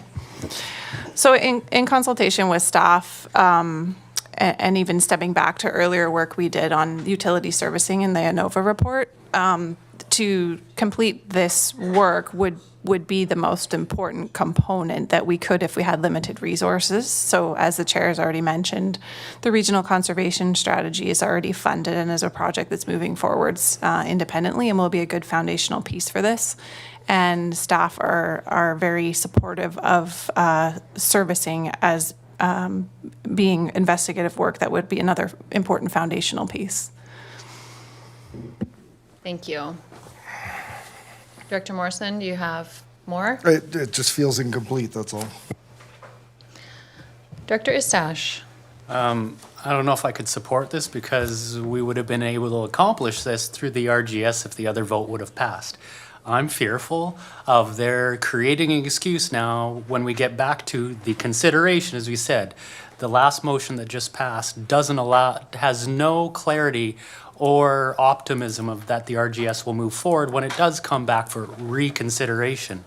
So with that, if we now pull a grant that was going to be used for the RGS out, even though it could possibly do foundational work, if we pull that grant aside and use it for something else, even though it is good work, gives us a smaller pot for the RGS and creates another big reason at that time of reconsideration to reconsider it yet once again and see another postponement.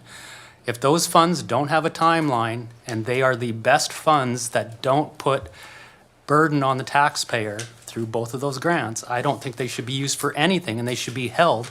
So when we do reconsider, we have the full $500,000 and rather than have just $250,000. And then we get into the budget discussion saying my taxpayers can't pay it because I don't want to do the RGS. They're not ready for it. Now we have $250 and we postpone it another year. So no, I will not be supporting any funds that were allocated towards an RGS, which is only supposed to be postponed at this time. Thank you. Director Acton? Thank you. So I'd just like some clarity. Getting that information today from the lawyer tells me that we actually have not had all the information to make our decisions. So that was a little shocking for me. And in theory, I'm supporting a regional growth strategy in the protection of the environment in my community. And to preserve the essence that we actually see about our community. But there's still, I'm not even sure, is it coming back for discussion? To me, we're still deciding if we're gonna do a regional growth strategy. But now we have different language being used that it's gonna happen in 6 months. And I agree with the perspective that my neighbor has chosen, in the sense where suddenly if there's no money towards it, that also could be something that would defer it even further. So perhaps we just defer this as a more complete reference, but that's a different thing. But just on the fact of us not having all the information that we've had up until now shows me why we've had, thank you for doing that research, of going back and having, we also had a lot of agreement because we were told that we would be able to make the decision once we had all the information. So it was presented as like, well, here's the information and then we're gonna decide, here's some more information. And then, and for South Cowichan, we've always had the community issues assessment kind of like tucked in with it. Now that's gone because this committee has, so that needs to be discussed again too, in my mind, because this committee has not, the initial committee that made a reference to us kind of dropped it. So maybe it's turned into a statement, but to my colleagues around the table, I don't think the decision is fully baked. So the consideration of initiating an RGS will come back to this table after the MOCP has been adopted. Whether that's January then or like can I have a follow-up? Q1 2026. And then just to clarify, so this, can I have the right, can I see the, no, not the fund. The Regional Infrastructure and Servicing Strategy is one of the technical investigations that would be a part of the RGS. Right. And then I guess when this does come back to our table, whether it just be electoral area services, because we seem to be weaker in this department, but maybe some more education is, even though we've had a lot. I mean, it's we've been had a spread workshop, out, right? Just, I can't remember it. But to be given this It was 2 years ago. information today, that we didn't get that information. I had been told by other directors, like, oh yeah, electoral areas will lose their autonomy like a little bit, but that sounds like a lot. We have not been told in that way that that's how it would be. It's That it would be a one director, one vote? No, that any land use services would go back to the municipalities for them to decide, to comment on it, and then it would come back to the board, who has the same municipalities sitting on it. So that's more than losing a little bit of your autonomy, what little autonomy we do have. So anyway.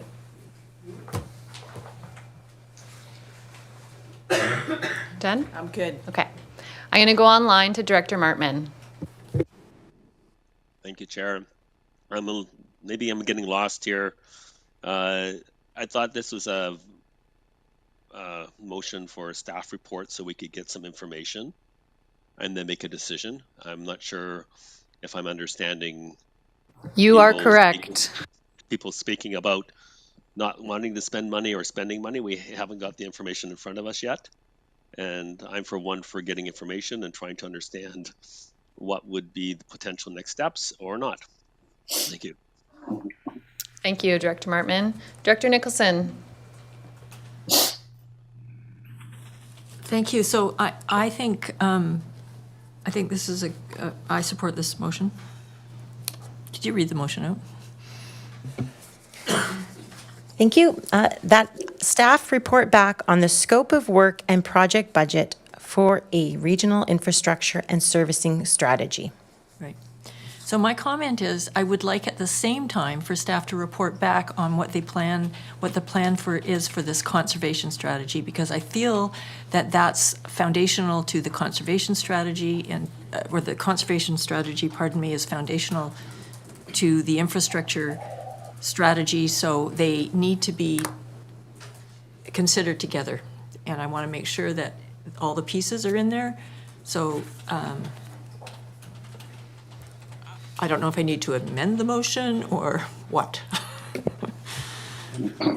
Looking to staff, is there any coordination between those two? I don't know the timing.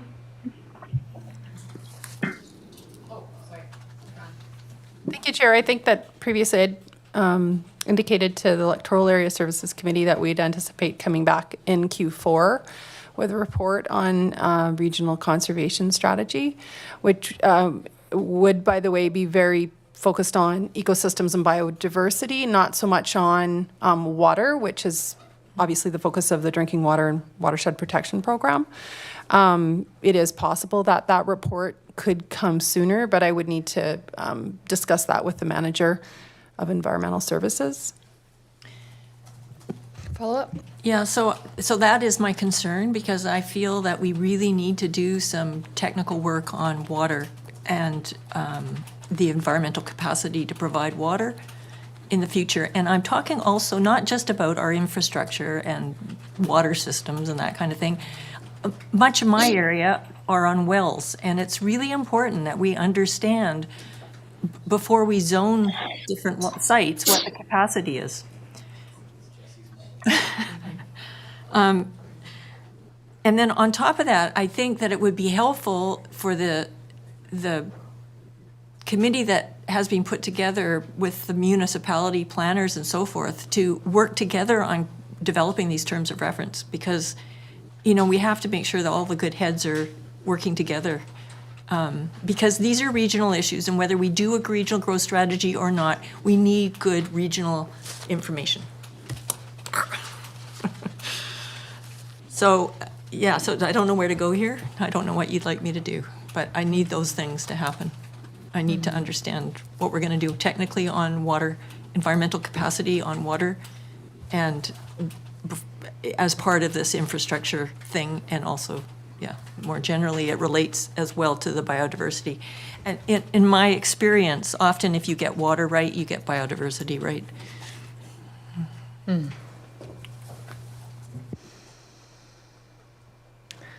So looking to staff, if there's any comment on that, or dovetailing, or is this an offline conversation?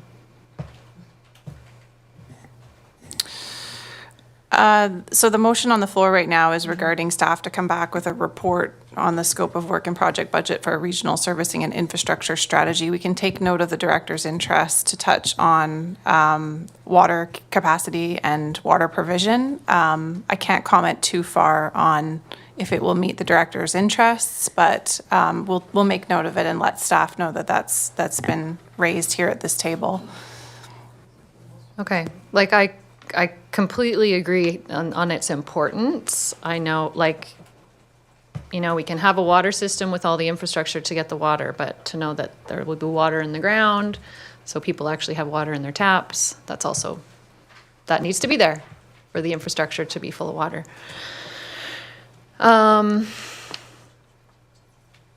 Jesse online. Sorry, Director McClinton. Thank you, Chair. Thank you, Kate.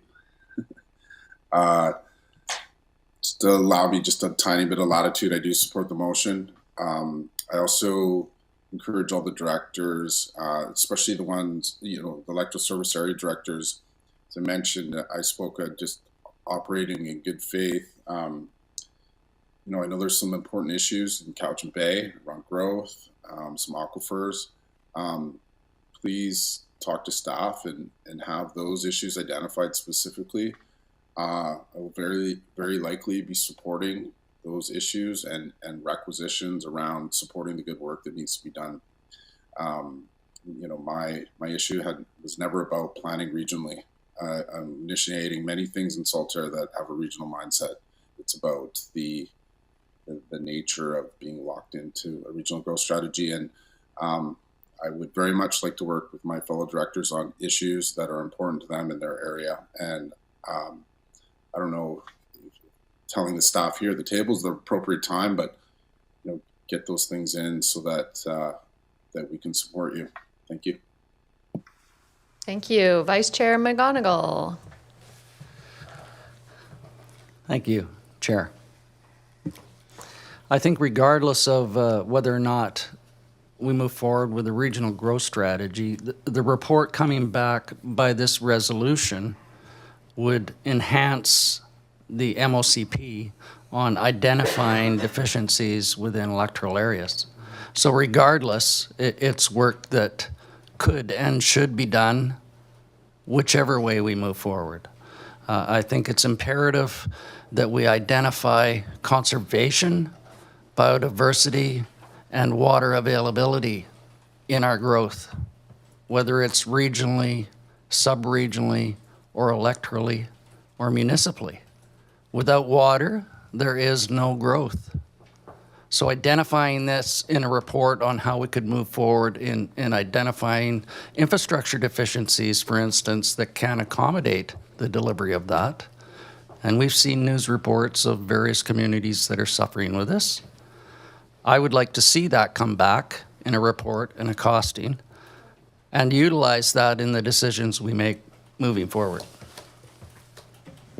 Thank you. I have Director Callio, Beeston, then Morrison, hopefully to close. Well, I'm not really sure where we are on this. I'm hearing a lot at the table here, just like with the RGS, and I'm just wondering, this servicing and infrastructure strategy seems to be a component of the RGS. Now, I fully supported, with my vote, the postponement of the RGS, with the understanding that I support the RGS as a fundamental part of planning or a growth strategy for the CVRD, which includes the municipality of North Cowichan, Ladysmith, and others. So the question is, if we take this $500,000, like was mentioned at the table by one of the other fellow directors here, where are we going to find that money down the road to support the RGS in November or December or into January when the MOCP is finalized? And I guess that's the question is, you know, if we take this money out of there, will there be money to support implementation of a RGS in the future? Because, you know, I haven't been in government long, but I do understand that it's not a very big pot to take money out of. So I'm just wondering how it is that we can just all of a sudden be transferring $500,000 out of the RGS into servicing an infrastructure strategy, which I agree with what was said at the table. It is important to have that done, absolutely. But in conjunction with the OCP and the RGS. So, I mean, that's So- just my concern. Just to be clear, it's not 500,000, so 250,000 is from the province, can only be used for an RGS. It cannot be used for anything else. So we either use it or we don't. The other 250,000 that we'll get a report back on how we can use it is to technical work that will be part of the RGS anyways. So it's still money going towards supporting technical work of an RGS. But I see Ms. Miles Wilson is desperate to also pipe in. Not desperate, just wanting to offer help.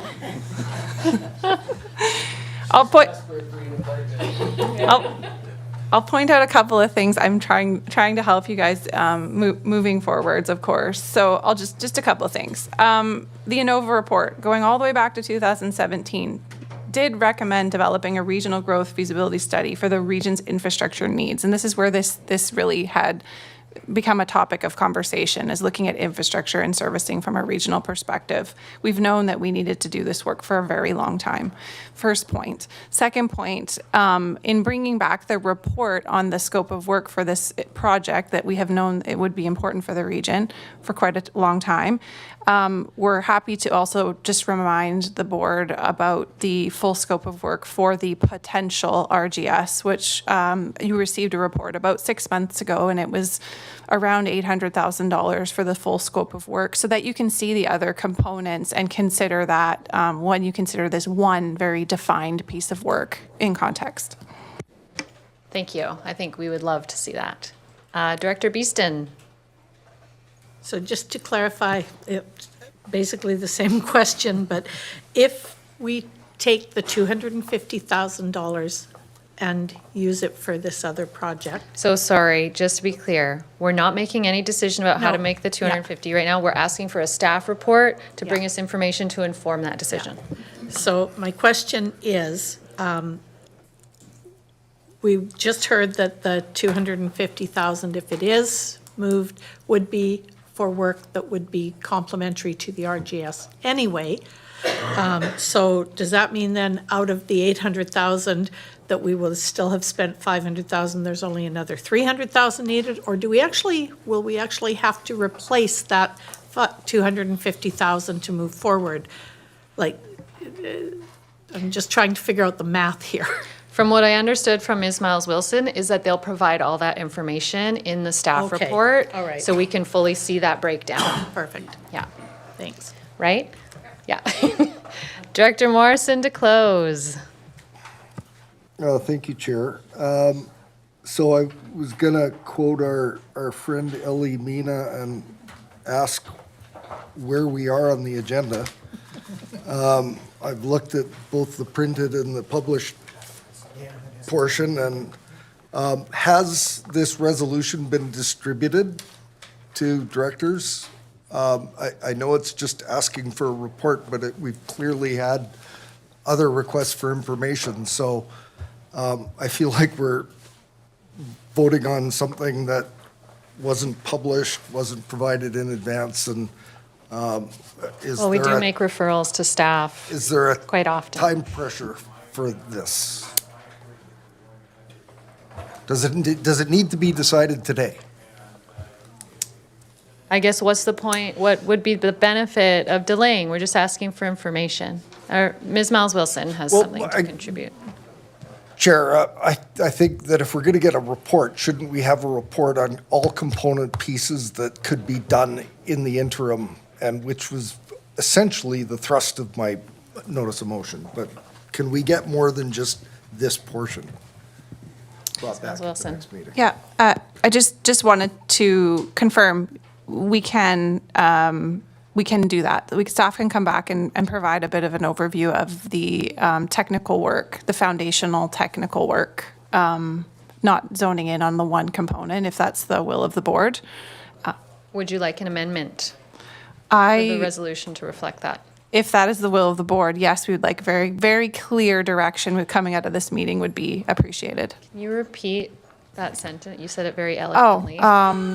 That staff be directed to come back with a report around the scope of work and budget for technical components that could inform a future regional growth strategy, something to that effect. Right, so replacing the regional servicing strategy with technical components of an RGS. Okay. Is that an amendment you would like to make, Director Morrison? Sure. I had a resolution that went something like that staff provide a report on the scope of work and outline timelines and budget for RGS-related activities. Which So is I think that essentially the changes, same thing. yeah. But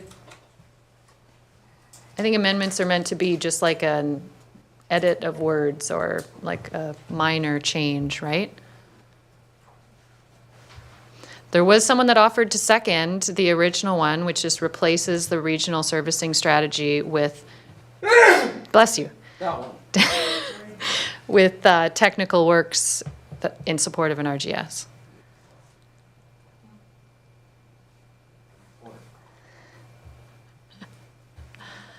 Director Douglas. Don't touch it. I'm just moving it. Yeah, no, I know what I'm doing. Yeah, my preference would be the first motion that you Okay. referenced based on our CAO's wording. And I take Director Morrison's point, but my worry is if we make it too broad about all the work involved with an RGS, then we're essentially going back to a lot of what was included in the staff report on the April 9th meeting, which did outline the broader work plan for the whole exercise. Whereas if we stick with that wording suggested by our CAO, it sets some more parameters around it, around the technical studies, which it could include the servicing analysis involved, but others as well that were referenced in this discussion.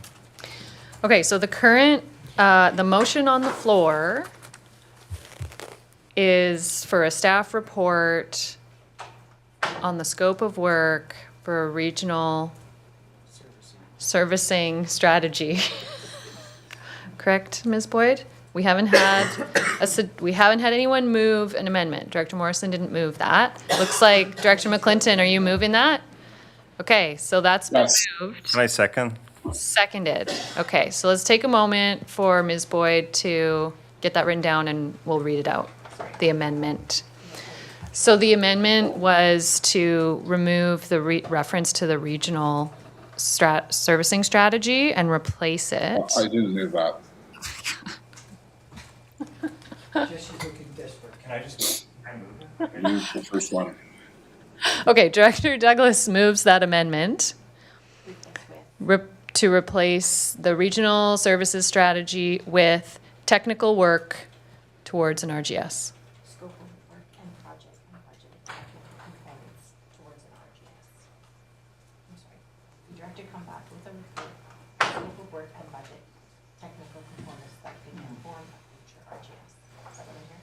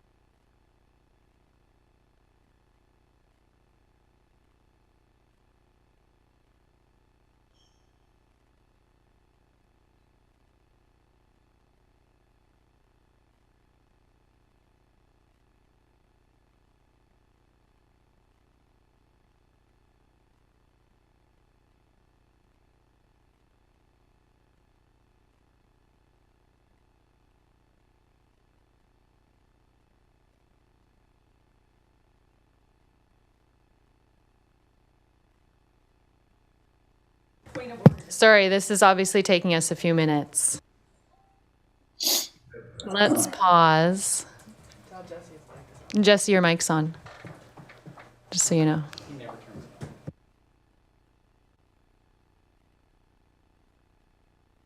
We're buffering, folks.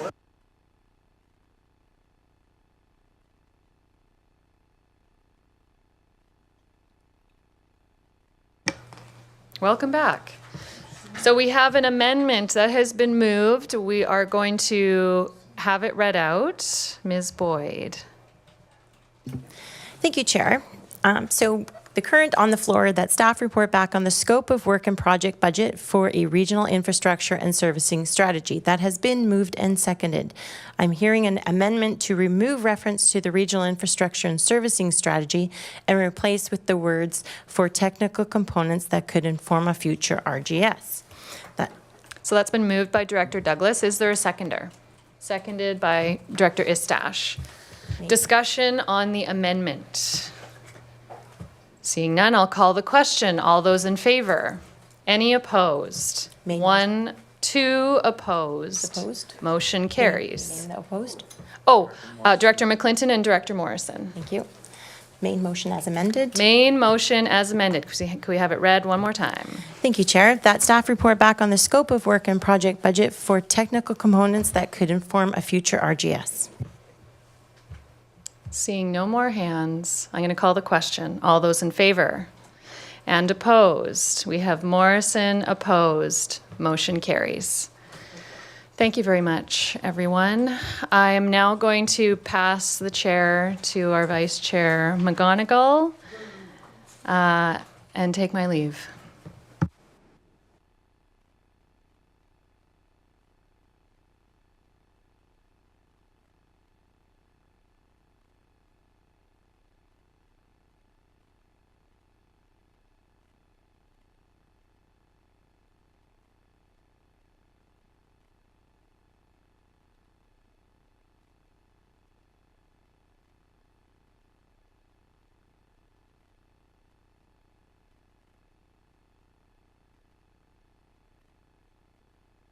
Just a note, Chair Segal is leaving and Director McGonigal is Vice Chair acting for those at home.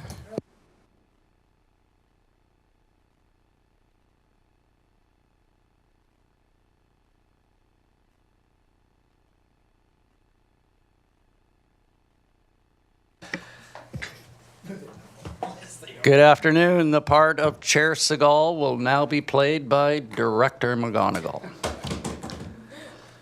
Note the change in voice. Ms. Boyd, will you keep us on track, please? Thank you, Chair. We are at SR1, a report from the Facilities and Transit Division and Corporate Services Department regarding boardroom renovation project scope of work direction. Mr. Postines, this time you can stay at the podium. We won't chase you away, and we will allow you to present to the board. Thank you. Great, thank you.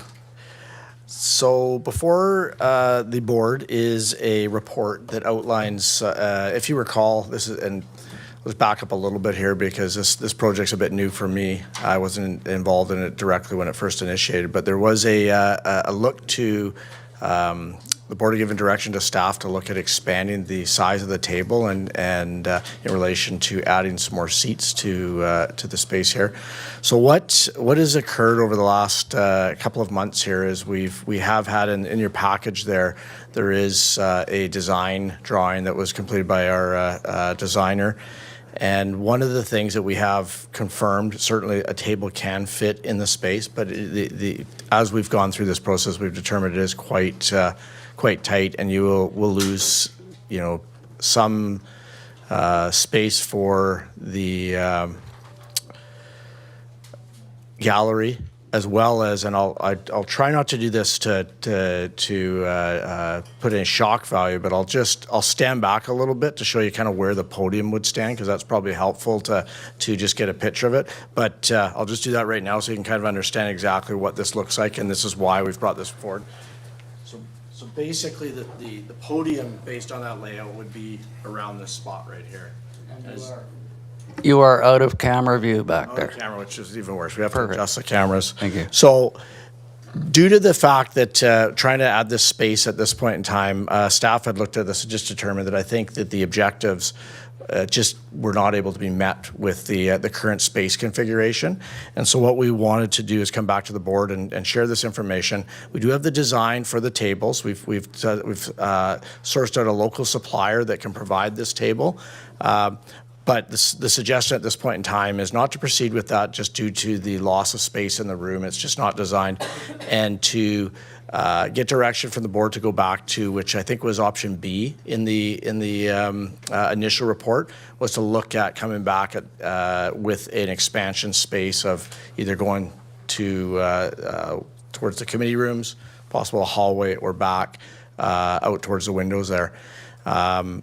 So what's before you is a recommendations that staff will come back with this information, as well as through the review there, we also did determine that this would be an opportunity for us to update the podium. We're aware that the podium is not an accessible podium, and we do have a design now that would be able to be put in place here, but also be adjusted into the space if we needed to move it. So that's the suggestion, or the recommendation would be to proceed forward with just the podium to address the accessibility issue. And then, as mentioned, we'd come back with a report outline some other options relating to expanding the space so that we could fit this table that we now have a design for. So yeah, happy to answer any questions. Sorry for the complicated process, but I think at the end of the day, we didn't want to come forward and order this equipment. It land here. This is obviously the board's workspace, and we want to make sure it's comfortable for the board, but also the visitors to the space here. And we want to come back here and check in with the board before we proceeded. Okay, I do have a couple of speakers. Director Wilson first.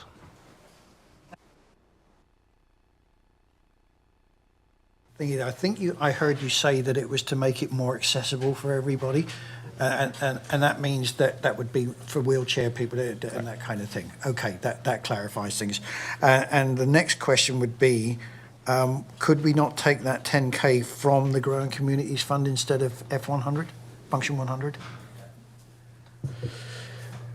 Through the chair to the director, the Growing Community Fund does have some restrictions, and there are some aspects relating to that. There is a possibility, but we're not certain that actually would be able to be utilized for that specific aspect of it. The main intent for the utilizing that fund was to create more space at the table, and the accessibility is probably not. We would have to check on that, but we're not sure that would actually work right now. Yeah. Thank you. Director Morrison. Thank you, Chair. read this with fascination in that it's something that we don't have to do right now. And there's never a good time to embark on renovations of our workspace. But given a few things that we know, we know that there will be more people around this table, whether it be from our First Nations neighbors or additional population. We know that from what's been presented at this point, the only options are to reduce gallery size, which isn't an acceptable thing in my eyes. So I just want to pose the question because it has been posed in the other staff reports. Is this, and these are some big questions, is this going to be the ultimate home of is this going to be our precinct? Is this going to be where we do business? And, there has been the odd forays to look at other locations, to look at Bings Creek. So we do have to ask that question. And the other question that I would pose is, are we going to be wanting to do this at a time when we are under even increased budget pressures or pressures from the public? Clearly, this space, as it's currently configured, isn't going to do it for us.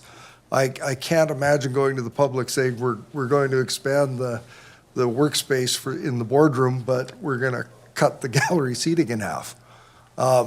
That's not an acceptable path forward as far as I'm concerned, but are we prepared to look at the walls and, we've got hallways around us that could be far more usable space. So I'm posing this to the rest of us around the table. If not now, when? And to what extent should we be looking? We've already done some of the preliminary work. Is it not appropriate to find out exactly what we could do and what those more detailed costs are? I think staff have a pretty good idea what directions we can go, and we've seen a little bit, but I think just doing the podium and not moving forward with some of the ideas to expand this space and keep a reasonable gallery size is just putting a difficult decision off until a later date, and it may not be any easier to do it then. Thanks. Thank you for that, and I believe the recommendation may cover some of your concerns, but I'll have Ms. Boyd read that out so we can consider your points given and then see if that aligns with your thoughts. Thank you, Chair. That the board endorse the following changes to the boardroom renovation project as presented on October 30th, 2024. That the scope of the project be limited to replacement of the podium with a height adjustable unit for a cost up to $10,000 with F100 operating reserve funding. That remaining scope elements of the project be presented to the board on October 30th, 2024, be deferred indefinitely. That the Growing Communities grant funding of $100,000 allocated to the boardroom renovation project be reallocated to another project to be presented to the board for future consideration. And that staff proceed with conceptual and detailed design for expansion of the current boardroom. Mr. Postings. Hopefully, just to help clarify, for point 3 and 4 there, we could come back with the plan would be to come back with a staff report to present where those funds could be utilized. We heard some points here today, and also what the next steps would be for this. And like has been mentioned, we do have quite a bit of this information, so it's not a lot of work to come back with that to get direction. That was moved by Director Douglas. Do I have a seconder on that motion? Seconded by Director Nicholson. Director Martman online, please. Sorry, I might not be following the bouncing ball quite as well. I thought we were voting on 4, that we proceed with a conceptual and detailed design for expansion. Or did I hear you say that might be not what's on the table? The whole recommendation has been moved and seconded, 1 through 4. I thought, sorry, Chair, I thought staff just meant, Mr. Postings mentioned that they would come back with something about the conceptual design, versus proceed with it. I just want clarification on that, because my question is, if we aren't doing any changes in the next 5 years, is this the time to actually proceed with a detailed plan? I will turn to Mr. Postings. Thank you, Chair. Through to the Director. I think the intent, or what was been presented here, is that we would come back with a report that would outline the next steps relating to the expansion of the boardroom to be able to adequately fit the planned or proposed table and retain the space such as the gallery and other aspects of the boardroom. So we would come back, as has been mentioned, 1 through 4, but a report would outline point 3 and 4 about what the funding can be used for, as well as next steps relating to possible expansion. Does that clarify for you? I think so. I just don't know if the wording in 4 actually says what Mr. Postings just said. Okay, but I think imperatively implementing the podium for accessibility would be something that the Accessibility Committee would like to see implemented, so everyone has a chance to contribute regardless of their mobility. Any more? I have Director Morrison. Yeah, the bouncing ball analogy is a good one.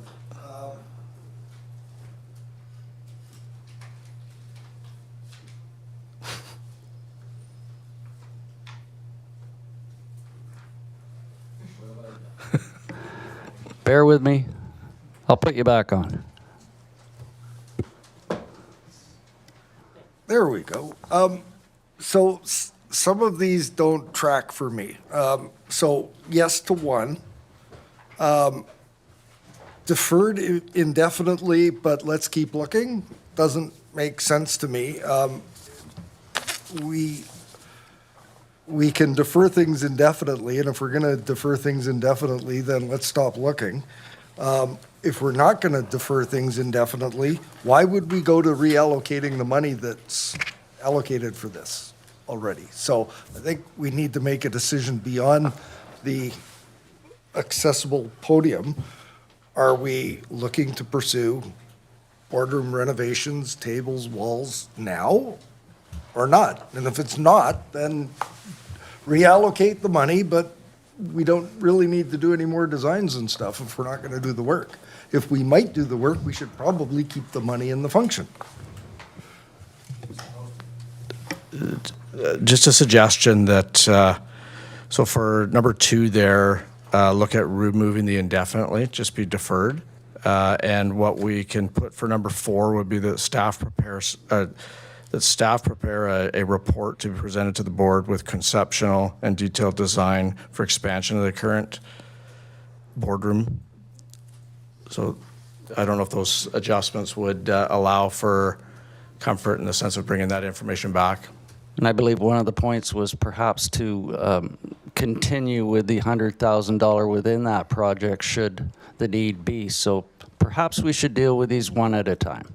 Would that be appropriate to the mover and the seconder? So let's deal with number 1. Ms. Boyd, if you'd read that one out, please.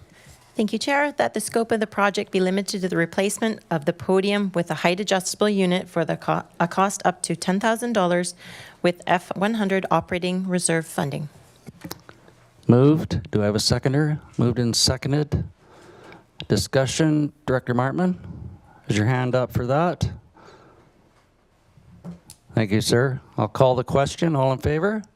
Opposed, if any? Motion carries. Number 2, there was a amendment proposed on that to delete indefinitely. If you would read that without indefinitely, please. Or I can, while you're typing. Thank you, Chair. That the remaining scope elements of the project as presented to the board on October 30th, 2024 be deferred. Do I have a mover of that? Moved and seconded. Discussion on number 2. Call the question. All in favor? Opposed, if any? That motion carries. And I think number 3 needs a little tweaking as per Director Morrison.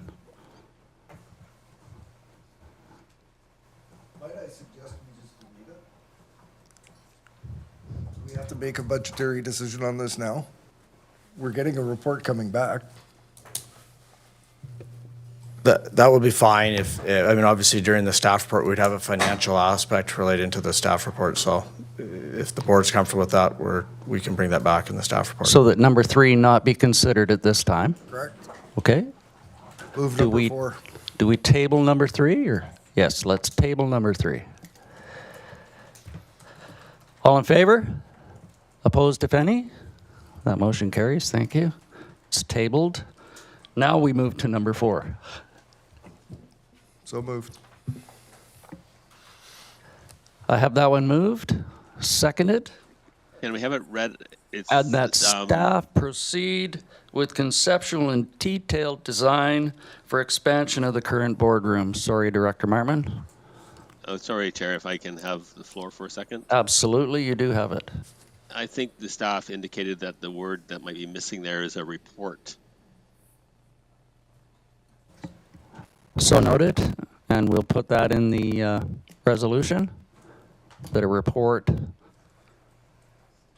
come back, staff proceed with, prepare a report with conceptual and detailed design for expansion of the current boardroom. Thanks for wordsmithing on the go, Director Martman. We'll expect you to look at those minutes and see any exclusions that might be published. Moved and seconded. Any further discussion? Call the question. All in favor? Opposed, if any? Thank you, Mr. Postings. We got through that. Ms. Boyd. Thank you, Chair. We move on to bylaws, electoral area directors only.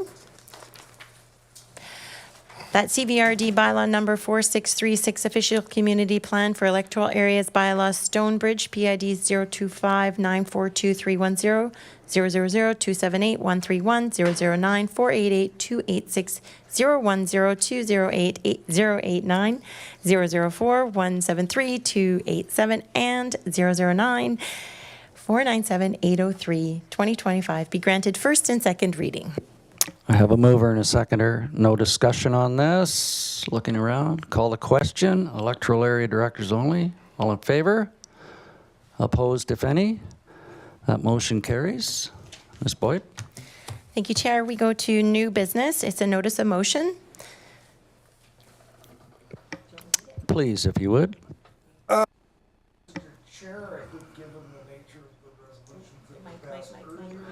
I'll get back to you. Try that again. We'll get you there. There you go. Given the nature of the resolution. There you go. Given the nature of the resolutions put forward following the discussion on the RGS, I respectfully withdraw my notice of motion. Thank you very much. Is that in order, Ms. Boyd? Yes, it is. Thank you, Chair. Thank you very much. Moving forward. We move to question period. Be nice to me. I assumed the chair partway through. And I must tell you up front, I don't have any answers, so I'll get back to you. No, go ahead, please. Thank you, Mr. Chair. It's Kim Bernard from Area B, and I have waited out this very interesting discussion and still am a little confused as a member of the public.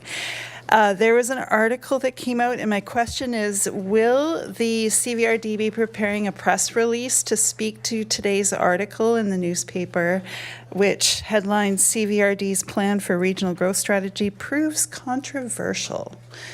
The article leaves me wondering if we're in good hands, and that is not a good feeling to have. And so will there be an official press release to speak to that and to provide decisive direction? I would encourage anyone who has read that article to also watch the video and listen to the concerns of each director moving forward on trying to do the right thing on a regional growth strategy. And I think that would be the communication to the constituents of the Couch Valley Regional District, that although there is considerable buy-in on a regional growth strategy, there is concerns within that aspect of moving forward on that. I think we all want to get it right. So that's the path that we're chosen to move forward with. Okay, thank you. Thank you. That was a political answer, wasn't it? I don't know that Robert Herring quoted it. Moving, Thank you for your question, Ms. Boyd. thank you. We move to 20, closed session, that the meeting be closed to the public in accordance with the Community Charter, Part 4, Division 3, Section 90, subsections as noted in accordance with each agenda item. The minutes of the closed session board meeting of April 9th, and negotiation, Section 91K. Move to go in camera, seconded. All in favor?